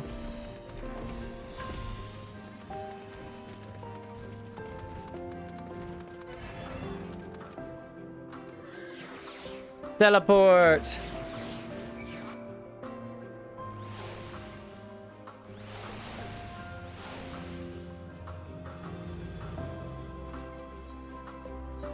And now we're on the final island, maybe? There might be another island over here. Chthonic horns? Chthonic horns. Lethe. The Hungering Gardens. Sounds like more Morgul. Misopsis Euros is interesting in that it is the only region in Elpis which lacks a researcher hub.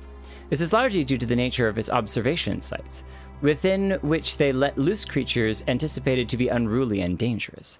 I have also heard tell that the area is kept deliberately sparse in the event that, well, let's just say that no one should live near the Neos, which provide access to a certain facility. What, you're expecting to praise you in your progress? On the contrary, I'm simply surprised you made it thus far. Then again, even with you slowing her down, there's no denying that Vanat is an accomplished researcher. Her wealth of wisdom and experience is unmatched, and her achievements in creation magics, in any field frankly, is nothing short of extraordinary. Though the singular brilliance which sets her apart can make her motive somewhat impenetrable at times. As her student and successor put it, she is a force of nature, at once so close, and at the same time so very distant. We haven't had him say that much in a while, but I do like that even with you slowing her down, like the blame is on us for making it harder for Vanat. They are close by, within the Hungering Gardens. That would be the circular enclosure you see just up ahead. Well then, Jake, make yourself useful and bring Hermes out here to us. If I were to go, he would assume I was only there to press him on the Fandaniel matter. Of all of us present, you stand the best chance at convincing him to put aside his work for the moment. But the creations in there are not exactly... Well, then again, perhaps Jake can handle them. He did survive a bout with Vanat, after all. Off you go, find Hermes, but do be prepared to come to blows with the garden's denizens. Oh, are we gonna do a duty? Is this duty time? Duty. This is what we saw from off in the distance. The arena of death. Whoa! You shall not pass! Oh, geez. They just spawned. These are the biggest, monstrous, multi-mouthed monstrosity marble creations we've seen yet! Ugh. And they're purple, too. Alright. Hermes! Hermes! Stop hiding! We gotta talk to you! Is he over here? No.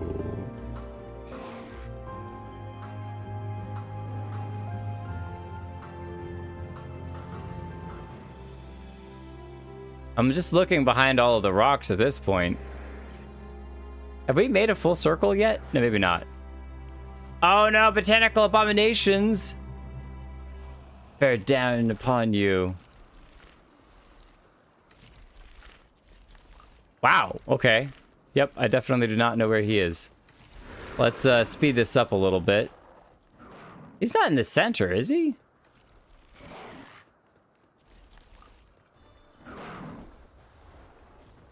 Nope. Harsh is hopping up over here. Inside the rock? Oh, behind this one. Yeah, I was thinking maybe we didn't go around far enough on the outside. Hi, Meteon. Jake, where did you come from? Jake, what are you doing here? I thought you were keeping Hythlodeus and MSQ company.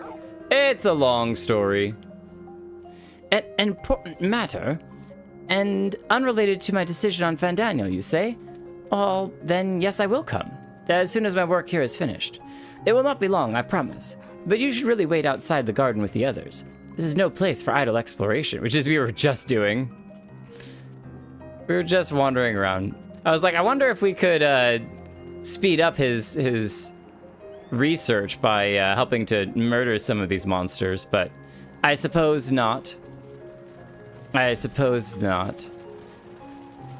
Botanical monsters bear down on you with malicious intent.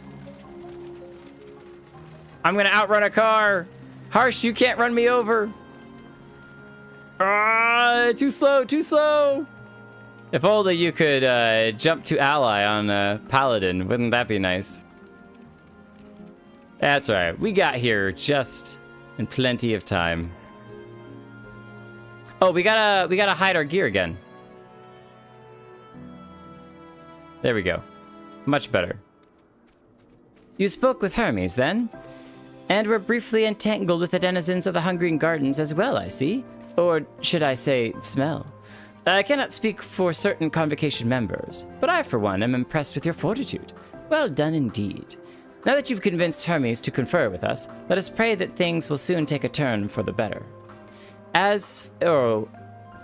For as fascinating as it would be to meet the MSQ who would recreate Amarat in the depths of the ocean, I think it best for all concerned if such tragic events never came to pass, be it in your future or your past, assuming yours is not truly written in stone. Naive hope that is. Yeah, I feel like that is naive hope. I also feel like it's possible that we're the ones who actually set off all of this. But to be fair, MSQ never, like, in the future, talks about having met us in the past. And he definitely would remember. Unless during the fracturing they forgot their memories. And then he wouldn't remember us, maybe. But that would make a lot of sense because he remembers all the other things, too. So, seems a little different. Hermes said he would not be long, yes? Well, then we shall wait here until he emerges.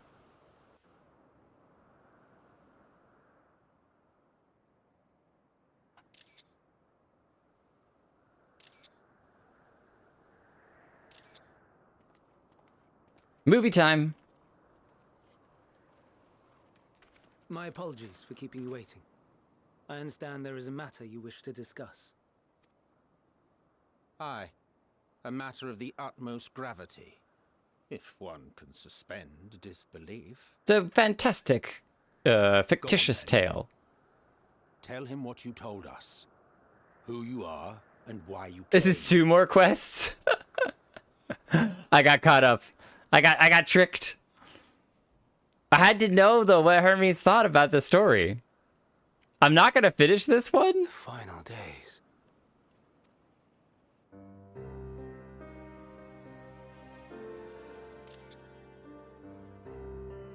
It's too long to finish. The phenomena observed during these star-encompassing calamities is likely the product of a dynamis reaction. And none is more versed in the applications of this energy than you, Hermes. I must stress that we do not believe you would desire such destruction.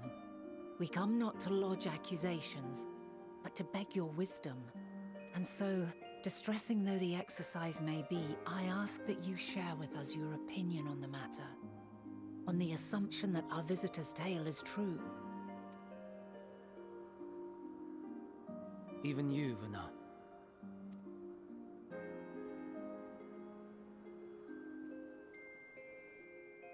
As you say, the phenomena observed in the 2 calamities may both be attributed to dynamis.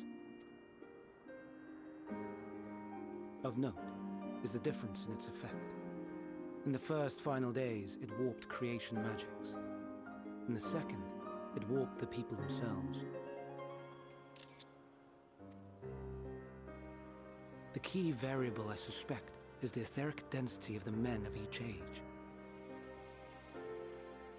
As you know, ether, in essence, negates dynamis. Harboring high concentrations of ether, we ancients cannot readily manipulate dynamis, nor be manipulated by it. Therefore, rather than ourselves, the calamity affected our magics. In contrast, having been sundered, the people of the future are composed of but a fraction of our ether. Thus are they susceptible to the influence of dynamis and its transformative potential. But that would explain only the mechanism, not the cause. Though perhaps... The mechanism is the cause. What is it? Even should it be a hypothesis, we would hear it.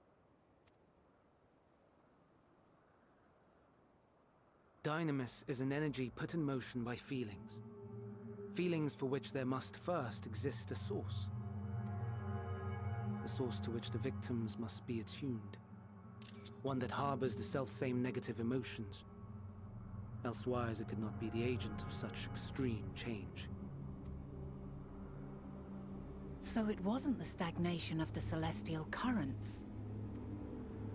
Someone, or something, is instigating the star's demise. So, we've a villain on our hands after all. Any idea who or what it could be? It's you, Emmett Suck, the whole time. The celestial currents comprise the outermost layer of the star's ether, encasing it like a protective sphere. Interesting. Kind of like a magnetism According field. to the tale, it was where the currents were weakest that the phenomena first manifested. Where would that The be? inciting factor came from without Aetheris, then its effects would first be seen in those locations.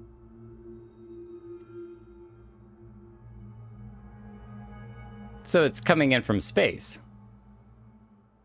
Greetings. Can you hear me? Oh.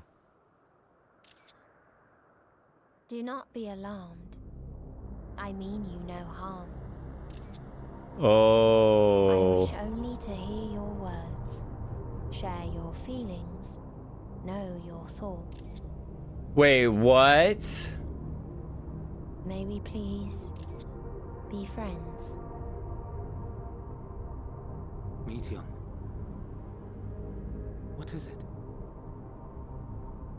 Executing scheduled task, suspending individual self and connecting to shared consciousness. Connection established. Commencing status report.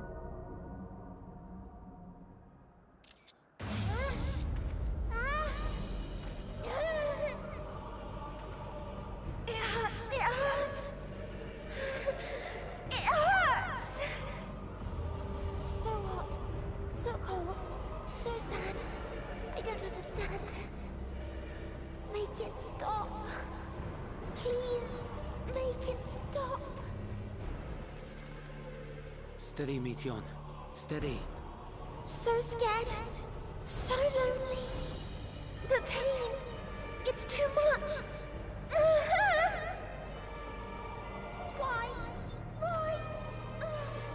Why do we? They hurt. Hate. This is wrong. All wrong. She's gone? But how? What?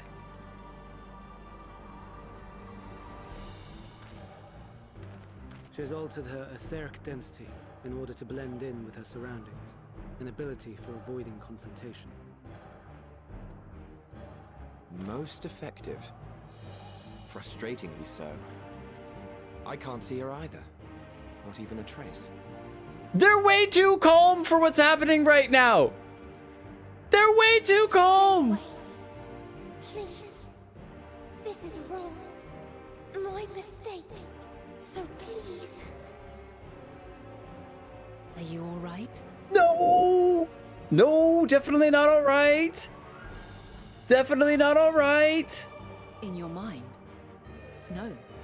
We only heard her speak the instant before she vanished. Of course. When communicating without words, Meteon also employs dynamis. That will explain why you were able to hear her, and we could not. Then you are our best chance of finding her. Follow her voice and try to track her down. No. Let us split up and search as well.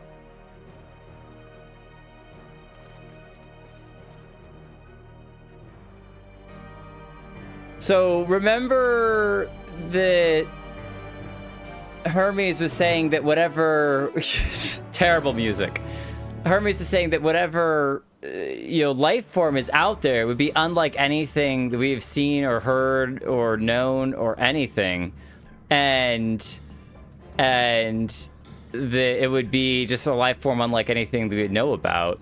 And if they are coming back here, basically they tracked the Meteor back to this planet, to learn about this planet. The other thing I was thinking of was, didn't we have a moment, not a moment, but when we were talking with the dragons, and we learned about Papa Dragon basically crossing all of the stars with all the kin, and they were escaping and fleeing a dying planet. If I'm not, I might be remembering this wrong, but I feel like it was that he was fleeing, or that they were leaving a dying planet. They crossed the stars, and that this planet was their only, source of hope. It was like the last dying hope, and that's why they came here. And now I'm wondering, like, what if whatever it was that's causing all of this destroyed the previous planet that the dragons came from, and now is coming here? But yeah, it didn't just work. That's why I was like, I'd be freaking out, man. I'd be freaking out. Two possibilities: either we're alone in the universe or not, and both are equally terrifying. There's some really fascinating ideas when it comes to space and alternative life forms and stuff. That's crazy. But yeah, we're gonna have to try not to panic and hold off here for, I don't know, how you said that they wouldn't be able to complete this quest. It would take too long to complete finding her, right? This quest will take probably about 20 to 30 minutes to complete. 20 to 30 minutes. No, I think I'm gonna pause it here, and we're gonna hold our breath until next week. My brain is like running way too many different ideas, and I think I'm probably gonna go back and rewatch the whole Alpha and Omega stuff, because there was a lot of stuff about the dragons and their journey here during all of that Midgar Sormer we're gonna have to talk to. So, but man, it's a very intense. I don't do this very often, but it's a very intense time to. Goodbye, Karinika. Intense place to pause, and we'll have to continue this stream next week. So I guess don't miss next week, because, bro, when Tesseline on us, my brain was just like, this can't be happening. Can't stand for it. Can't stand for it. Serious Tesseline vibes. Serious. And the she said all of her lines about, I just want to think, can we please be friends? But now the question is, like, was that Meteon, or was that the other being taking over her and speaking through her? And that's just what she said to us before. And it's so cute when she said, can we please be friends? And now that whole line is kind of terrifying. And you're just like, no, I don't think so. No, maybe not. We considered alternate options, and you stay on your side of the universe, and we'll stay on our side of the universe, and everyone will just be happy. Can we do that instead? Oh, dude, this is nuts. Deep breaths, people. Karinika promised that everything was going to be fine. Everything would be just fine. Nothing bad is going to happen. It's scary, but it's all going to be okay. But I think we're about to experience the final days right here and right now. You can give any Final Fantasy XIV psychic damage by walking up. Greetings, can you hear me? I just want to know what you feel. Hear what you think. Let's take a quick G pose. And then I'm gonna go not sleep for the next long while. Oh, that was the last motion that we did. Good. I'm gonna turn battle effects off, and we'll freeze all motion. Bam. Straight panic. All things bright and beautiful. All Lala's great and small. All right. I'm going to be panicked until next week, and I'm not going to do about it. So I'll talk to you all in the Discord, because it's going to be totally crazy. If you're new here and new to the streams, to the channel, everything, thank you for joining. Feel free to drop a sub if you like the content and want to follow more as we get closer to the wherever the end of Endwalker is. And we got, like, literally walk to the end. It was like, after making sure humanity's safe, Heidelin will walk to her end, which is going to be super sad if that happens. But, you know, we're learning a little bit. It's so crazy how they tease it out. But anyway, and if not, I will see you all in the VODs and next Thursday for another stream. See you all later. Have a good one.